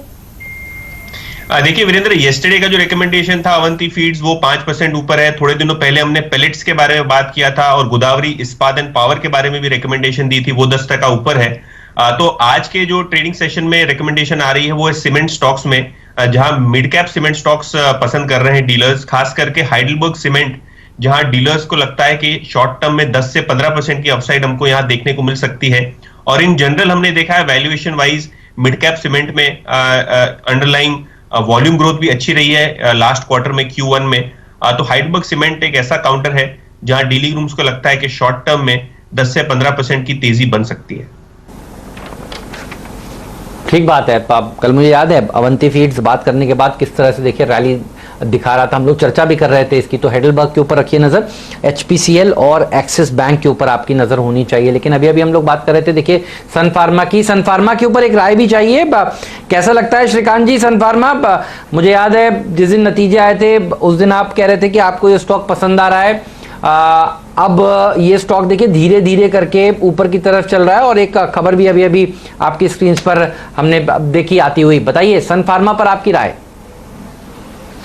बिल्कुल, इनफैक्ट हेमंत जी अगर आप इसके वीकली मंथली चार्ट को देखते हो तो क्लियरली इंडिकेट करता है कि ये स्टॉक इस बार 550 के लेवल्स को क्रॉस करके 650 के लेवल्स को छुएगा।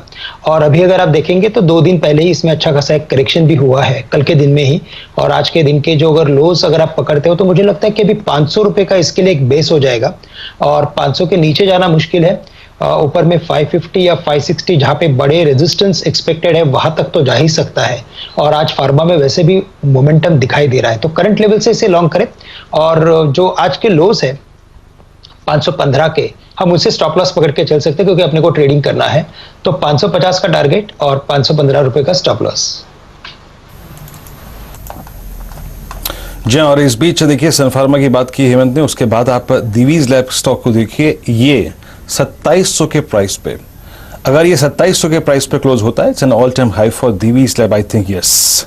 और इसने नंबर्स के बाद क्या मूव दिया है, और 2-3 स्टॉक्स ऐसे रहे फार्मा स्पेस में, अगर आप देखें टोरेंट फार्मा का मूव क्या गजब का था, और यहाँ पे दिवीज लैब।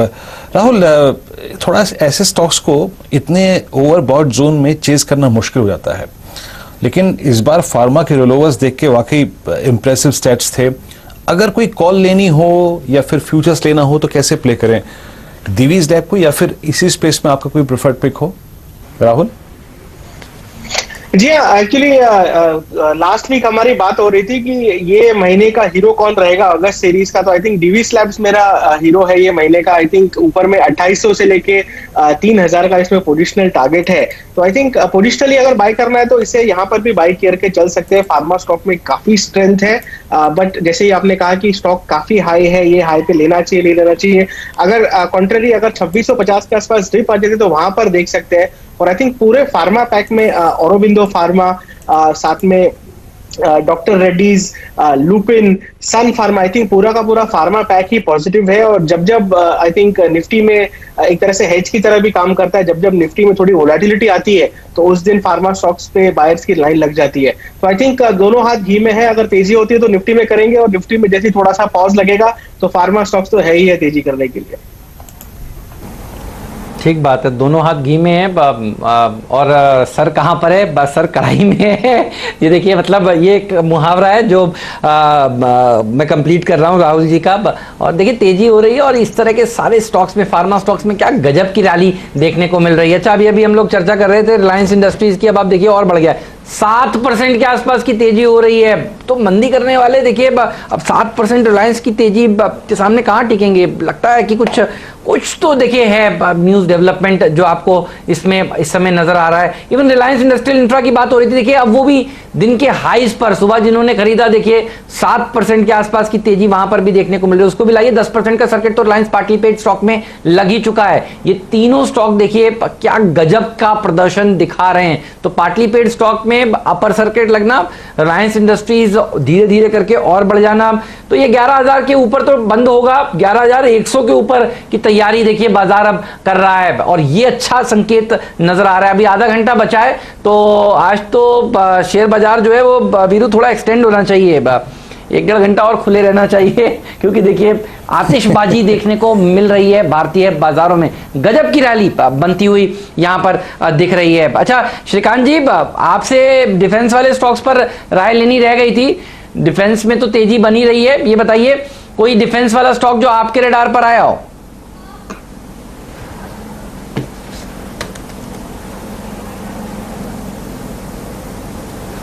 श्रीकांत जी आप पहुंच रही है?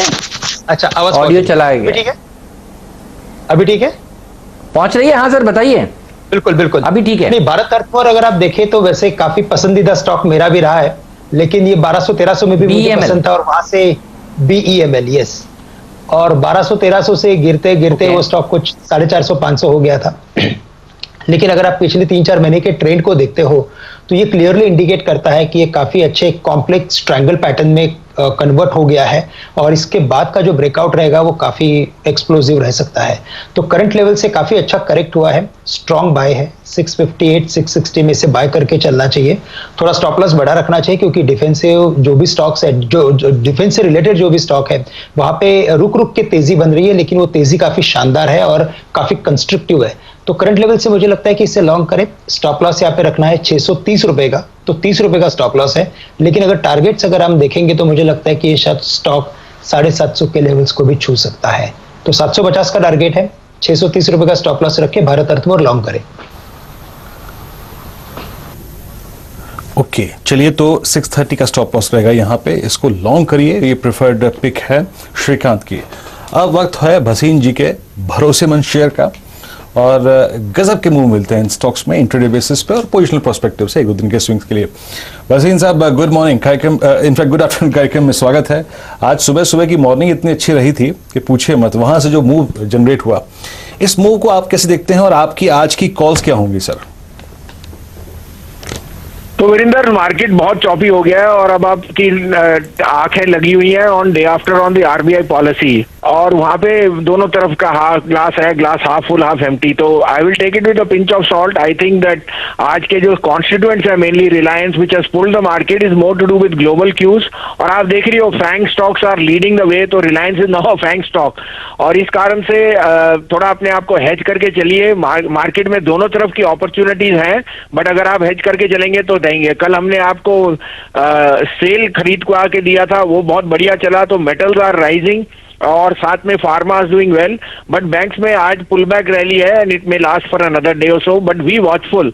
इन लेवल्स पे थोड़ी प्रॉफिट बुकिंग फिर आ सकती है and the market can again be volatile. अब आप कहें तो मैं 2 कॉल दूं सर, दोनों बाय की हैं आज, क्योंकि आज का मोमेंटम स्ट्रांग लग रहा है कल के लिए, तो it can be like a BTST, but for tomorrow I am giving you 2 buy calls. Sir please दीजिए, हम तो वेट कर रहे हैं। हाँ जी, तो हेमंत जी पहली बाय कॉल है यूपीएल, 455-56 का भाव है माने फ्यूचर में, क्योंकि 4 रुपए डिविडेंड है। यूपीएल के रिजल्ट बहुत बढ़िया थे, लास्ट टाइम जब मैंने कहा था तो 485 गया, अभी भी 451 का स्टॉप लॉस रखिए, 456 में लीजिए, और 473 to 475 का target. I think the results were stand out, और इनमें कोई दो राय नहीं कि UPL must be in every portfolio. दूसरी बाय होगी अडानी पोर्ट। आप डिफेंस की बात कर रहे हैं, Adani port has done nothing and it is a constituent in anything to do with the naval activity. 315 15.5 का भाव है, 310 का स्टॉप लॉस रखिए, 330 का टारगेट होएगा अडानी पोर्ट का in the next few days. ठीक बात है बाप। तो भसीन साहब, वैसे आपके मुंह से ना तेजी बहुत जचती है बाप, आज मजा आ गया सुनकर आपको। आपने दोनों बाय के आइडियाज दिए हैं, और आप पिछले 2-3 दिन से कॉशियस व्यू रख रहे थे, और बाजार वैसे ही कॉशियसली ट्रेड कर भी रहा था, तो शुक्रिया बढ़िया आइडियाज के लिए। और आज बाय कॉल्स के लिए बुल हैं आप, पेरिनियल बुल, और आपके मुंह से एक्चुअली बाय कॉल्स बहुत बढ़िया लग भी रहे हैं। और यूपीएल बहुत ही शानदार कंपनी है। देखिए एग्रोकेमिकल थीम की बात शुरुआत में हमारे फंडामेंटल एक्सपर्ट सुदीप बंदोपाध्याय साहब भी कर रहे थे, और छोटी मोटी प्रॉफिट बुकिंग देखने को मिलती रिजल्ट आने के बाद। उसके बाद वापस से देखिए ये शेयर आज से खड़ा हो गया और भाग रहा है। बढ़िया कॉल है सर, शुक्रिया आज जुड़ने के लिए। तो ये इन दोनों बाय कॉल्स के ऊपर आपकी नजर होनी चाहिए। यूपीएल भाग सकता है यहां से, शानदार प्रदर्शन दिखाएगा। भसीन जी के भरोसेमंद शेयरों में इन दोनों को आप शामिल कर लीजिए। अडानी पोर्ट्स भी देखिए शानदार प्रदर्शन दिखाएगा। चलिए बाकी एक्सपर्ट्स के भी BTST कॉल्स ले लेते हैं।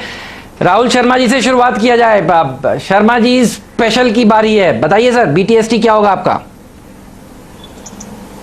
जी बिल्कुल, मैं बैंक से साथ ही जाना चाहूंगा। आई थिंक निफ्टी थोड़ा एक अपने 11,100 के हल्के रेजिस्टेंस के पास आया। यहाँ पर बैंक निफ्टी में मेरे हिसाब से और जगह बाकी है, तो मैं बैंक निफ्टी पे ही आई थिंक BTST करके जाना चाहूंगा। बैंक निफ्टी फ्यूचर्स लेके जा सकते हैं 200 रुपए के स्टॉप लॉस से। आई थिंक कल के सेशन में हमें और तकरीबन 200-250 पॉइंट की बैंक निफ्टी में मिनिमम रैली देखने मिल सकती है। और जो हिसाब से ICICI बैंक का, एक्सिस बैंक का, खास करके प्राइवेट बैंक का सेटअप है, आई थिंक कल भी ये मोमेंटम कंटिन्यू रहेगा। तो मेरे हिसाब से बैंक निफ्टी के अंदर BTST करके चल सकते हैं।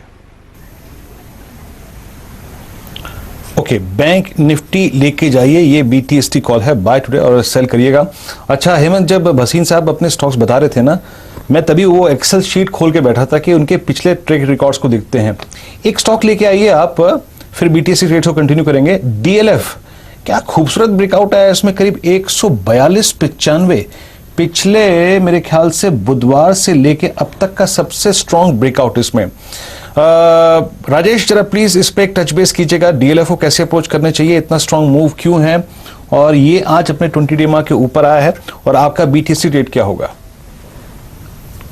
बिल्कुल वीरेन जी, देखिए DLF में जिस जगह से इसने सपोर्ट लिया है, जो कि इसके एक लो बने थे, स्विंग लो 134 135 के आसपास, ये एक मल्टीपल सपोर्ट जोन का जगह था, और जो कि इसके लिए बिल्कुल मेक और ब्रेक लेवल था। और एग्जैक्टली उसने अपने आप को यहाँ से डिफेंड करके स्टॉक में जो बाइंग एक्शन बना है, हमें लगता है कि ये 133 135 ये जोन है। जब तक ये स्टॉक में ये ट्रेंड, ये लेवल बरकरार रहेंगे, मुझे लगता है कोई भी डिप मिलती है इसको बाय करके चले। और अभी जिस तरीके का मोमेंटम देखने को मिला पिछले 2-3 सेशन में, जिस तरीके से एक्यूमुलेशन है और आज ब्रेकआउट है, मुझे लगता है कि ये मोमेंटम और थोड़ा कंटिन्यू रहेगा। 148 152 तक का इसमें अपमूव एक्सटेंड होना चाहिए। करंट लेवल से जो अब स्टॉप लॉस होना चाहिए ट्रेड करने के लिए, वो 138 के आसपास होना चाहिए। तो 138 का स्टॉप लॉस रखें, 148 152 टारगेट डीएलएफ में पुलबैक को प्ले करने के लिए होना चाहिए। जो बीटीएसटी के लिए ट्रेड मुझे फार्मा पे से अट्रैक्टिव लग रहा है वो है टोरेंट फार्मा। टोरेंट फार्मा में जिस तरीके का ब्रेकआउट हमने देखा है, एक डाउन स्लोपिंग ट्रेंड लाइन का ब्रेकआउट वीकली चार्ट पे देखने को मिला और जिस तरीके की वॉल्यूम एक्शन पिछले 2-3 ट्रेडिंग सेशन में देखने को मिली है, तो ब्रेकआउट ये दर्शाता है कि ये स्टॉक में 2900 से 2930 ये दो टारगेट कल के सेशन में मिलना चाहिए। करंट लेवल पे 2800 के स्टॉप लॉस से टोरेंट फार्मा को बाय करने की सलाह रहेगी। टारगेट होंगे बीटीएसटी के लिए 2900 और 2930 के। बहुत बढ़िया आपने बताया। टोरेंट फार्मा आपके बात करते करते देखिए निकल पड़ा है, इसके ऊपर नजर होनी चाहिए। फार्मा शेयरों में तेजी देखने को मिल रही है। आज इतनी बड़ी रैली के बाद कल का लीडर फार्मा हो सकता है, पर ध्यान रखिएगा जब इतनी बड़ी तेजी हो फिर नेक्स्ट डे थोड़े से डिफेंसिव देखिए सहारा देते हैं, लेकिन मुझे तो लग रहा है 11,100 के ऊपर क्लोजिंग हो जाएगी। थोड़ा और बढ़ेंगे तो पहुंच जाएंगे वहां पर। रिलायंस इंडस्ट्रीज की तेजी इतनी बड़ी है और अगर ये तेजी कंटिन्यू रहे तो फिर देखते हैं। खैर ये एक इवेंट है, आज नहीं तो कल देखिए जाना तो वापस उसके ऊपर है ही। 11,250 के ऊपर फिर वापस जाएंगे। 11,300 का स्तर भी हम वापस से देखिए हासिल करेंगे। तो ज्यादा घबराइए मत शेयर बाजार में, नीचे आए तो खरीदिए, सिंपल लॉजिक है। अब बीटीएसटी देखिए ज्यादातर ट्रेड्स आपको हमारे एक्सपर्ट दे रहे हैं। श्रीकांत जी आपका बीटीएसटी ट्रेड बताइए। तो हेमंत जी मैं भी फार्मा स्टॉक ही चूज करूंगा और कैडिला फार्मा में अगर आप देखेंगे तो काफी अच्छा एक ब्रेकआउट है और वो ब्रेकआउट सस्टेन हो रहा है और इनफैक्ट आज काफी दिनों के बाद ये 400 के ऊपर का क्लोज देने जा रहा है। तो 400 के ऊपर का क्लोज यानी मुझे लग रहा है कि शायद ये स्टॉक 420 या 425 के लेवल्स को छू सकता है। तो करंट लेवल से कैडिला को बाय करें और यहाँ पे जो स्टॉप लॉस है वो काफी नजदीक का है। हमें स्टॉप लॉस रखना है इसमें 394 का और टारगेट्स रहेंगे 420 के। ओके, कैडिला करीब 402 के जोन में ट्रेड कर रहा है और ये याद रखिएगा श्रीकांत जी का बाय ट्रेड है 402.25। वैसे कैरी करिए कल के लिए। और कुछ स्टॉक्स को देख लेते हैं जहां पे काफी अच्छी खासी स्ट्रेंथ नजर आ रही है और उन पे भी थोड़ा सा फोकस करते हैं। गोदरेज प्रॉपर्टीज, ये स्टॉक लगभग 945 पे डे हाई पर दिन के सर्वोच्च स्तरों पर ट्रेड कर रहा है। आरबीएल डे हाई पर, और वो हमने जो अदानी इंटरप्राइजेस की कॉल ली थी 8 रुपए 30 पैसे पे, अभी वो 11 रुपए का हाई लगा के आया। ये तो अच्छे ट्रेड्स मिल रहे हैं आज। सुदीप जी, हम ये प्रश्न अपने फंडामेंटल एनालिस्ट से अमूमन करते हैं क्लोजिंग के वक्त कि आप ट्रेडर की हेड पहन के क्या खरीदेंगे। अब कुछ बड़े इवेंट्स हैं पास में, रेट कट की पॉसिबिलिटीज, नहीं कट होने की पॉसिबिलिटीज के बीच में आपके, आई थिंक सुदीप हमारे चले गए, उनसे चलिए छोड़िए, स्किप करते हैं प्रश्न को। एक बार राहुल जरा प्लीज गोदरेज प्रॉपर्टीज को देखिएगा। आज इसमें एक अच्छा ब्रेकआउट आया है और पिछले 3 दिन के कैंडल के हाई को क्रॉस कर रहा है। आपकी राय इस पर प्लीज, क्योंकि सब इसमें इन द मनी है, लॉन्ग ट्रेड्स प्रॉफिट लेके बैठे हुए हैं। गोदरेज प्रॉपर्टीज का जो सेटअप है काफी बढ़िया है। इनफैक्ट ये स्टॉक के अंदर एक 1,000 रुपए की अपसाइड, 1,000 रुपए तक की अपसाइड यहाँ पर आती हुई दिख रही है मुझे। तो आई थिंक आप 900 के स्टॉप लॉस से इसमें फ्रेश बाय करके भी चल सकते हैं। जिन्होंने लिया है वो 900 का स्टॉप लॉस ट्रेल कर ले और ऊपर में आई थिंक 1,000 रुपए का, जो कि एक तरह से मैजिकल 4 फिगर मार्क के स्टॉक के अंदर आता हुआ दिख सकता है। ओवरऑल रियलिटी इंडेक्स भी काफी अच्छी शेप्ड है। डीएलएफ में भी हमने थोड़ी देर पहले बात की थी, सेटअप काफी अच्छा है। साथ में आई थिंक गोदरेज प्रॉपर्टीज में भी हमें अच्छा मोमेंटम ऊपर में देखने मिल सकता है। तो नतीजे आने वाले हैं इसलिए मूव देखने को मिल रहा है। अब नतीजे अभी आते हैं, बाजार बंद होने के बाद आते हैं। होप ये है कि ठीक ठाक नंबर आ सकते हैं, इसलिए आप इस तरह का मूव लास्ट में देख रहे हैं। तो आपको पता होना चाहिए मूव के पीछे की वजह क्या है, लेकिन देखना होगा नंबर्स कैसे आते हैं। तो नंबर्स से पहले के ये मूव दिखा रहा है आज। डीएलएफ भी दरअसल नंबर्स से पहले का देखिए एक मूव आपको दिखाता हुआ नजर आएगा। बीपीसीएल का डिसइन्वेस्टमेंट सही दिशा में चल रहा है, ये सरकार की तरफ से स्टेटमेंट आ रहा है, दीपम की तरफ से ये स्टेटमेंट आता हुआ, और वो ये भी कह रहे हैं कि एक्सप्रेशन ऑफ इंटेंट कि जो बिडिंग डेट थी वो एक्सटेंड इसलिए की गई थी क्योंकि डिमांड की गई थी ये पोटेंशियल बिडर्स द्वारा कोविड-19 के चलते। जाहिर सी बात है। तो देखिए ये खबर आ रही है बीपीसीएल के स्टॉक का।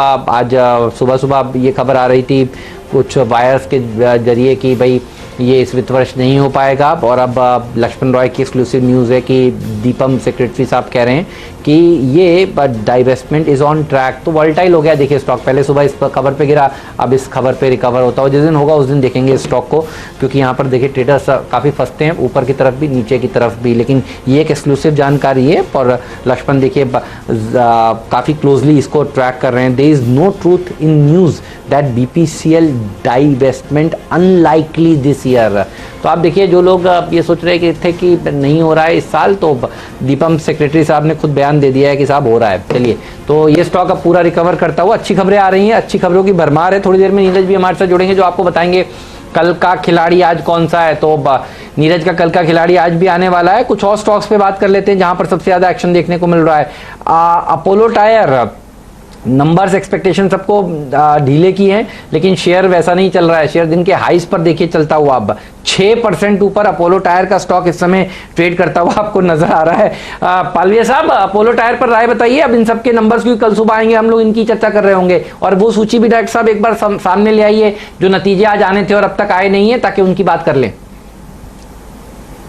जी बिल्कुल हेमंत जी, जिस तरीके से मोमेंटम अपोलो टायर में देखने को मिला है आज, स्टॉक ने काफी अच्छी एक रैली दिखाई है, वॉल्यूम एक्शन भी काफी अच्छे हैं, और जिस तरीके से मुझे लग रहा है कि स्टॉक में एक नैरो रेंज में कंसोलिडेशन था, उसका ब्रेकआउट आज देखने को मिला है। करीब अगर हम देखें तो 10-12 दिन का एक नैरो रेंज का बिहेवियर था, प्राइस बिहेवियर, उसका आज ब्रेकआउट हुआ है। तो ये स्टॉक में दर्शाता है कि स्टॉक में एक अच्छा मूव, बड़ा मूव आना चाहिए यहां से करंट लेवल से। इमीडिएट जो टारगेट लगते हैं मुझे, वो लगते हैं 120 के आसपास के, तो 120 इसका एक इमीडिएट टारगेट है। अगर वो लेवल का ब्रेकआउट कल के सेशन में हो जाता है तो स्टॉक में मुझे लगता है कि एक बॉटम फॉर्मेशन का कंफर्मेशन होगा, और फिर स्टॉक में एक बड़ी तेजी बनेगी जो कि इसको 135 के जोन की तरफ भी लेके जाएगी। बट वो पोजिशनल टारगेट होंगे, इमीडिएट टारगेट होंगे 120 तक के। स्टॉप लॉस यहां से जो रखना होगा इस ट्रेड को इनिशिएट करने के लिए, वो होगा 112 रुपए का। अच्छा, ये आपने अपोलो टायर्स पे टिप्पणी की ही है, तो एक जरा जेके टायर्स पे भी टिप्पणी कर दीजिए।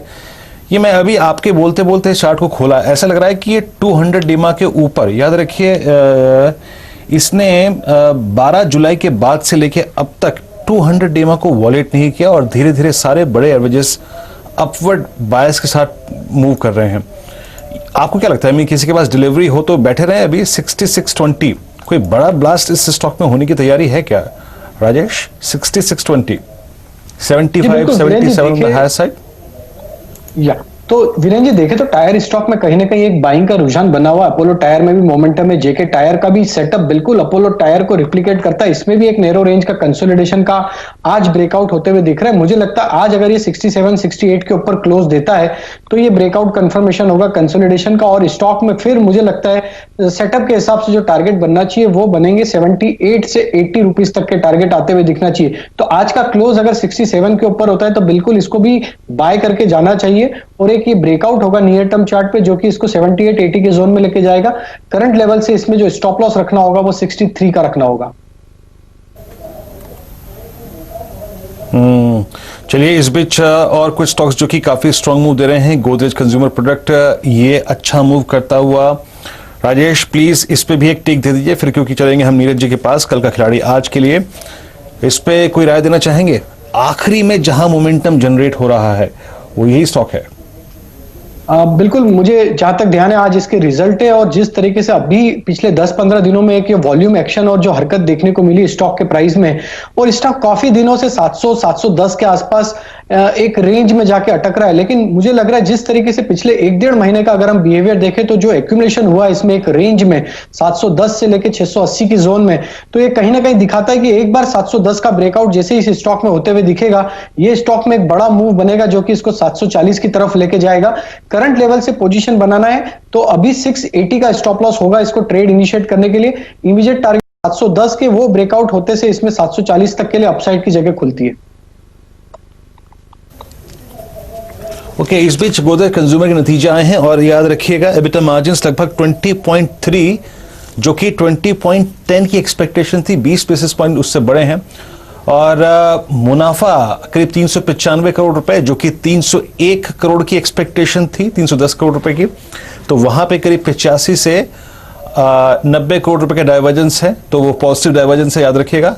वो फिगर अच्छी है। एबिटा करीब 427 करोड़ रुपए का, जबकि एक्सपेक्टेशन यानी अनुमान करीब 467 करोड़ रुपए का था। तो जहां तक एबिटा परसेंटेज, टॉप लाइन और बॉटम लाइन सबका सवाल है, आई थिंक हर फ्रंट पे गोदरेज कंज्यूमर ने आई थिंक डोमिनेट किया है। अच्छे नतीजे लग रहे हैं।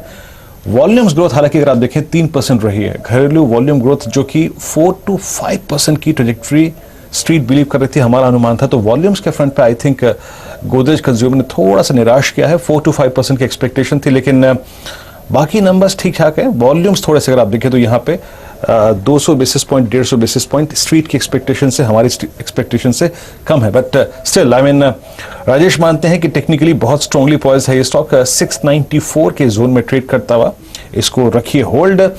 इस बीच रिलायंस 2163 डे हाई पर, और याद रखिए अपना ऑल टाइम हाई जो इसकी ट्रेजेक्ट्री है वो है लगभग 2210 की ट्रेजेक्ट्री, तो उसके बेहद नजदीक पहुंचता हुआ ये मेरे ख्याल से ये जी हाँ, ये सबसे स्ट्रॉन्गेस्ट कैंडल है। याद रखिए इस पूरे मूव में 864 से लेके अब तक के पूरे मूव में in terms of rupees open to close, याद रखिएगा ये सबसे स्ट्रॉन्गेस्ट क्लोजिंग है। नीरज जी के पास चलते हैं कल का खिलाड़ी आज जानने के लिए। नीरज जी मौजूद हमारे साथ?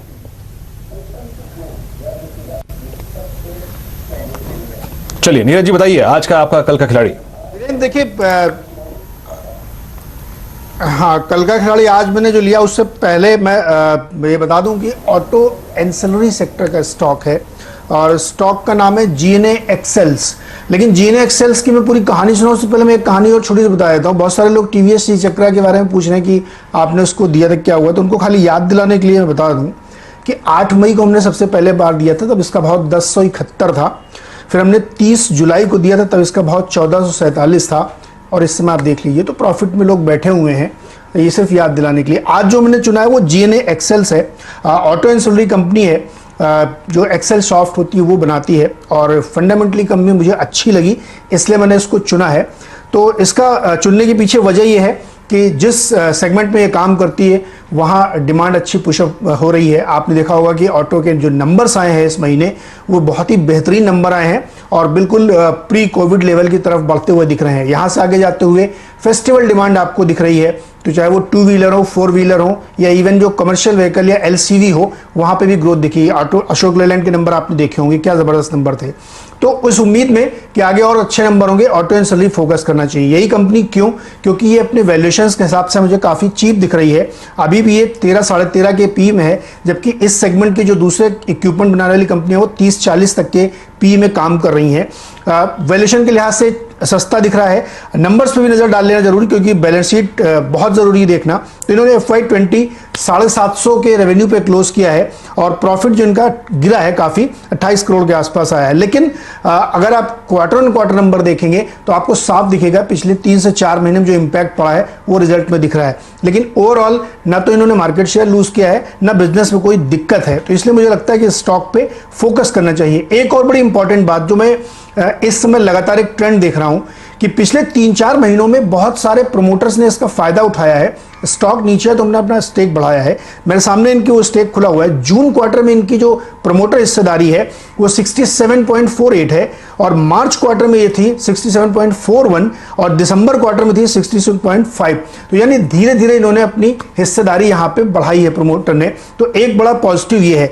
दूसरा एनालिसिस और अगर आप इसमें देखें तो कंपनी 0.8 टाइम्स के बुक वैल्यू में ट्रेड कर रही है और 30 से 37% का इनका जो CAGR है ग्रोथ का। तो मुझे लगता है ये कंपनी बहुत बढ़िया है और आपको इसको इस नजरिए से देखना चाहिए कि जैसे जैसे रिवाइवल होगा इकोनॉमी में और ऑटो सेक्टर चलेगा तो ये स्टॉक आपको अच्छा चलता हुआ दिखेगा। पोजिशनली हमको लगता है इसमें खरीदारी करके जरूर आपको चलना चाहिए। जो लोग ट्रेडिंग के लिहाज से देख रहे हैं वो उनकी मर्जी, वो अपनी स्ट्रेटजी क्या बनाए। 50% रियल एक्सेल मार्केट शेयर इनके पास है, तो एक बड़े डोमिनेंस की कंपनी सस्ते वैल्यूएशन पे अवेलेबल है। प्रमोटर अपने शेयर बढ़ा रहे हैं और आपको बुक वैल्यू के नीचे मिल रही है, तो मुझे लगता है इसको डेफिनेटली खरीदना चाहिए। तो जीएनए एक्सेल्स में खरीदारी करके आप चल सकते हैं। श्रीकांत जी, जीएनए एक्सेल्स बताइए आपके टारगेट्स क्या हैं? बिल्कुल, इनफैक्ट हेमंत जी जितने भी ऑटो एंसिलरी कंपनीज है उनमें काफी अच्छा तेजी बना है और पूरे सेक्टर में अच्छी तेजी बनी है। और मुझे लगता है कि इनफैक्ट सेकंड हैंड व्हीकल के जो डिमांड क्रिएट हुई है वो मुझे लगता है कि इन सभी स्टॉक्स को और अच्छी तरीके से चला सकते हैं। डबल डिमांड क्रिएट हुआ है इन पूरे सेक्टर के लिए। और जीएनए एक्सेल वैसे देखा जाए तो अभी नीरज जी बात करते करते उसको ऑलरेडी वो 15 टका चला चुके हैं। और स्टॉक काफी नजदीक आ गया है उसके रेजिस्टेंस के। लेकिन जैसे उन्होंने बताया कि जैसे प्रोमोटर ने अपने स्टेक बढ़ाई है, उस पीरियड की अगर मैं डिलीवरी बेस्ड वॉल्यूम को और ओवरऑल प्राइस पैटर्न को देखता हूं तो एक रेंज में कंसोलिडेट हुआ है 170 और 215 के बीच में। अगर मैं इस रेंज का अगर रेक्टेंगल फॉर्मेशन में अगर एक पैटर्न बनाता हूं तो मुझे लगता है आने वाले दिनों में 250 से लेकर 255 के लेवल्स हम देख सकते हैं। तो बिल्कुल करंट लेवल से एक पोजिशनल बाय किया जा सकता है। 190 रुपए का स्टॉप लॉस रखे, शायद आज के दिन में 210-212 के लेवल्स को भी दिखा सकता है, लेकिन ओवरऑल मुझे लगता है 250-55 के टारगेट्स बिल्कुल अचीव कर सकता है। नीरज जी, बड़े बड़े स्टॉक्स देखिए मूव करा देते हैं। जीएनए एक्सेस तो फिर भी देखिए 200 रुपए वाला स्टॉक है, ये 1400 1500 वाले स्टॉक्स मूव करा देते हैं। 14% ऊपर देखिए ये स्टॉक इस समय कारोबार कर रहा है। अच्छा, ये तो चल रहा है, इसके साथ साथ शांति गियर्स देखिए, बाकी वाले सारे स्टॉक्स भी अच्छा ये होता है कल का खिलाड़ी आज में जब एक स्टॉक चलता है। शांति गियर्स भी दिखाई डॉक्टर साहब एक बार देखिए, इसने भी मूव करना शुरू कर दिया है। तो ये ऑटो एंसिलरी स्टॉक्स वापस से फोकस में आते हुए, हालांकि ये फ्लेवर में देखिए कल के सत्र में भी थे और आज तो एफएनओ में देखिए क्या गजब की रैली देखने को मिल रही है दूसरे ऑटो एंसिलरी स्टॉक्स में। अभी अभी हम लोग अपोलो टायर की बात कर रहे थे, तो जीएनए एक्सेल का एक रब ऑफ देखिए शांति गियर्स पर। अब शांति गियर्स हो चुका है 12-13% ऊपर। इसको ट्रैक करते हैं क्या? ये अभी यहां पर जगह है, इस पर क्या व्यू है आपका श्रीकांत जी? बिल्कुल, इनफैक्ट शांति गियर में अगर आप फॉर्मेशन को देखते हो तो इसमें पिछले 3 या 4 महीने पहले इसमें भी काफी बड़े बड़े ब्लॉक डील्स हुए थे और वो ब्लॉक डील्स लगातार पिछले 3-4 महीने में हुए हैं और उनकी जो एवरेज प्राइस बनी है वो बनी है 80 रुपए के करीब की। तो ऐसे फॉर्मेशंस काफी यूनिक होते हैं और अगर वॉल्यूम टर्म्स में अगर देखा जाए तो मुझे लगता है शांति गियर भी आने वाले दिनों में एक बार अपने 120 या 122 के लेवल्स को छू सकता है, क्योंकि वहां पे इसने काफी वक्त निकाला था। तो करंट लेवल से शांति गियर में भी बाय करके चलना चाहिए और यहाँ पे भी पोजिशनल बेट है, क्योंकि इन सभी में अच्छी तेजी बनी और सब में फॉर्मेशन एक रेक्टेंगल फॉर्मेशन बना, यानी कि ये किसी इवेंट के लिए वेट कर रहे थे। जैसे इनको पता था कि शायद जैसे ये पैंडेमिक खत्म होगा या तो थोड़ा सा अनलॉक 2-3 के आसपास अगर हम लोग जाएंगे तो सबसे अच्छा डिमांड क्रिएट करने वाला अगर कोई सेक्टर होगा तो वो शायद ऑटो एंसिलरी हो सकता है। और इसी वजह से इन सभी में भी ब्रेकआउट फॉर्मेशंस बन रहे हैं और आने वाले दिनों में हम अच्छी तेजी देख सकते हैं। ओके, तो शांति गियर्स आपकी स्क्रीन पे 13% ऊपर और जीएनए एक्सेल्स लेके आइए। शानदार मूव कल का खिलाड़ी आज, कल नीरज जी की टीम में ये शामिल रहेगा इस स्टॉक को। एक बार नजर डाल लीजिए आपके स्क्रीन पर, आप देखें 14% का मूव जब मैंने लास्ट टाइम देखा था। मैं एक बार स्क्रीन पे लिखाइए, दोनों कॉम्बो में रखेगा। आई थिंक ये डिस्कशन शांति गियर्स पे भी हुआ। 96 जीएनए एक्सेल्स लगभग 15% ऊपर, अब 203.25 की ट्रैजेक्टरी में ट्रेड करता हुआ। निगाहें रिलायंस से नहीं हट रही हैं, अब 2170 पे। अब इतने बड़े अगर आप देखें मूव के बाद एग्जैक्टली ख्याल ये आने लगता है कि क्या आ रहा है रिलायंस में।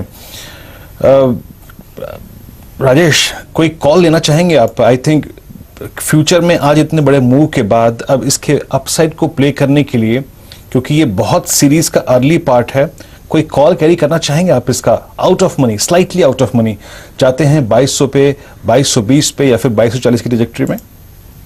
बिल्कुल 2240 का कॉल ऑप्शन बाय करके चलना चाहिए। देखिए अगर वीरेंद्र जी अगर इसका डेटा देखें तो 2100 पे हाईएस्ट कॉल कंसंट्रेशन था, उसके बाद 2200 की सीधे जगह थी और अब ऑलमोस्ट जिस तरीके से इसमें मूव आया है तो मुझे लग रहा है कि अनवाइंडिंग एक्शन जो होनी है 2100 में वो कल के सेशन में दिखेगी। जो कॉल राइटर है उन्हें बिल्कुल अपनी पोजीशन काटनी होगी, तो 2240 का कॉल ऑप्शन लेके जाया जा सकता है। मुझे लग रहा है कि ये स्टॉक में जो मोमेंटम बना है ये प्रीवियस हाई को भी क्रॉस करना चाहिए, क्योंकि स्टॉक में एक अपॉर्चुनिटी मिली थी जो पिछले 2-3-4 दिन में हमने एक करेक्टिव एक्शन देखी थी, वो एक अपॉर्चुनिटी दी थी स्टॉक ने और वो अपॉर्चुनिटी में जिस तरीके से बाइंग इमर्ज होते हुए और रिलायंस पार्टली पैड में जिस तरीके से सर्किट लगा है वो कहीं ना कहीं ये दर्शाता है कि बायर्स काफी एग्रेसिव बाइंग कर रहे हैं स्टॉक में और जो भी डिप मिल रही है उसको बाय कर रहे हैं। तो 68 के आसपास ट्रेड कर रहा है 2240 का कॉल ऑप्शन, ये बाय करके चले।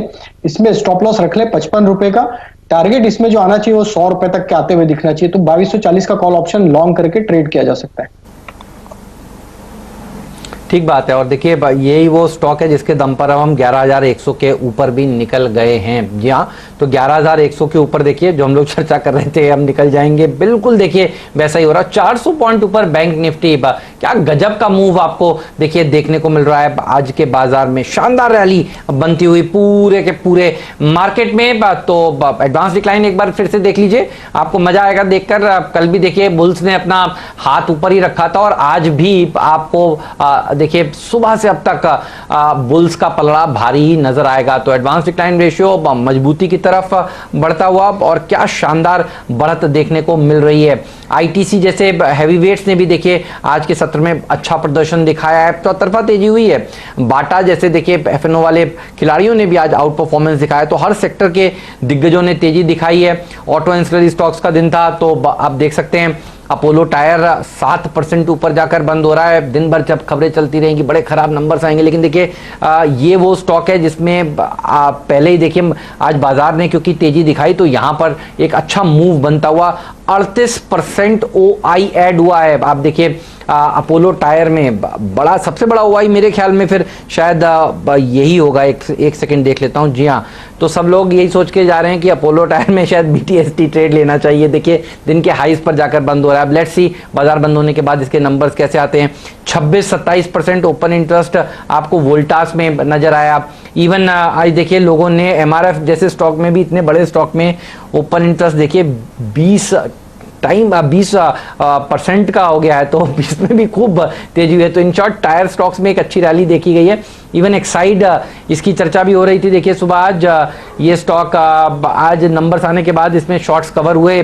19% ओपन इंटरेस्ट यहां पर देखिए बढ़ता हुआ नजर आया। फैंटास्टिक दिन था देखिए आज का। ओवरऑल अगर आप देखें तो 11,100 के ऊपर क्लोजिंग की तैयारी भारतीय बाजार कर रहे हैं। चलिए आपको बता देता हूं और कौन कौन से स्टॉक्स थे जहां पर दमदार एक्शन देखने को मिला। निफ्टी के गेनर्स दिखाई डायरेक्टर साहब, एक बार क्लोजिंग रैप अप कर लें। रिलायंस इंडस्ट्रीज के पार्टलीपेट स्टॉक में तो तेजी हुई। एचडीएफसी बैंक में यहां पर जो अच्छी खबर आई कि जो सीईओ हैं वो सीएफओ साहब को सीईओ एलिवेट किया गया है, इस खबर के चलते तेजी हुई। हीरो मोटोकॉर्प ने शानदार प्रदर्शन दिखाया। तो कल जरूर थोड़ा बहुत मुनाफा वसूली हुई थी, लेकिन ध्यान रखिए 5 लाख से ज्यादा यूनिट्स इन लोगों ने बेचनी शुरू कर दी और होप ये होगी कि अगस्त के महीने में और ज्यादा बिक्री होगी। और टायर स्टॉक्स में तेजी हुई। अपोलो टायर नंबर से पहले अपोलो हॉस्पिटल अच्छा प्रदर्शन दिखा रहा था और डालमिया भारत, वरुण बेवरेजेस जैसे स्टॉक्स भी भागते हुए नजर आए।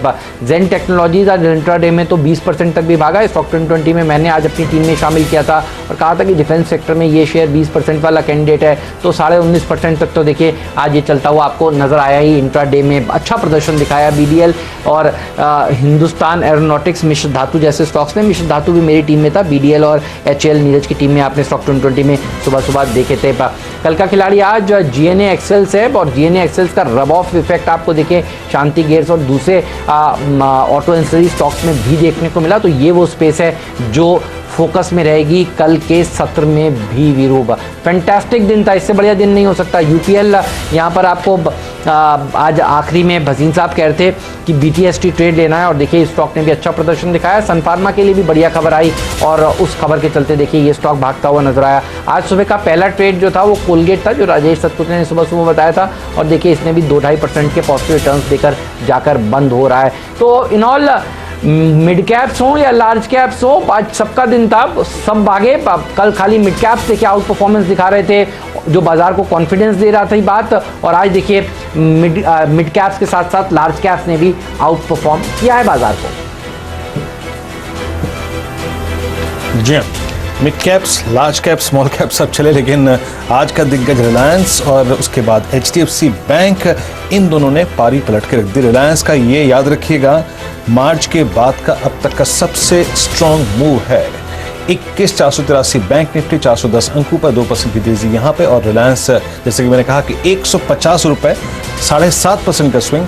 द वाइल्डेस्ट अप्रैल, मई, जून, जुलाई, अगस्त में आके मार्केट्स क्लोज और शानदार क्लोजिंग, शानदार पुल बैक।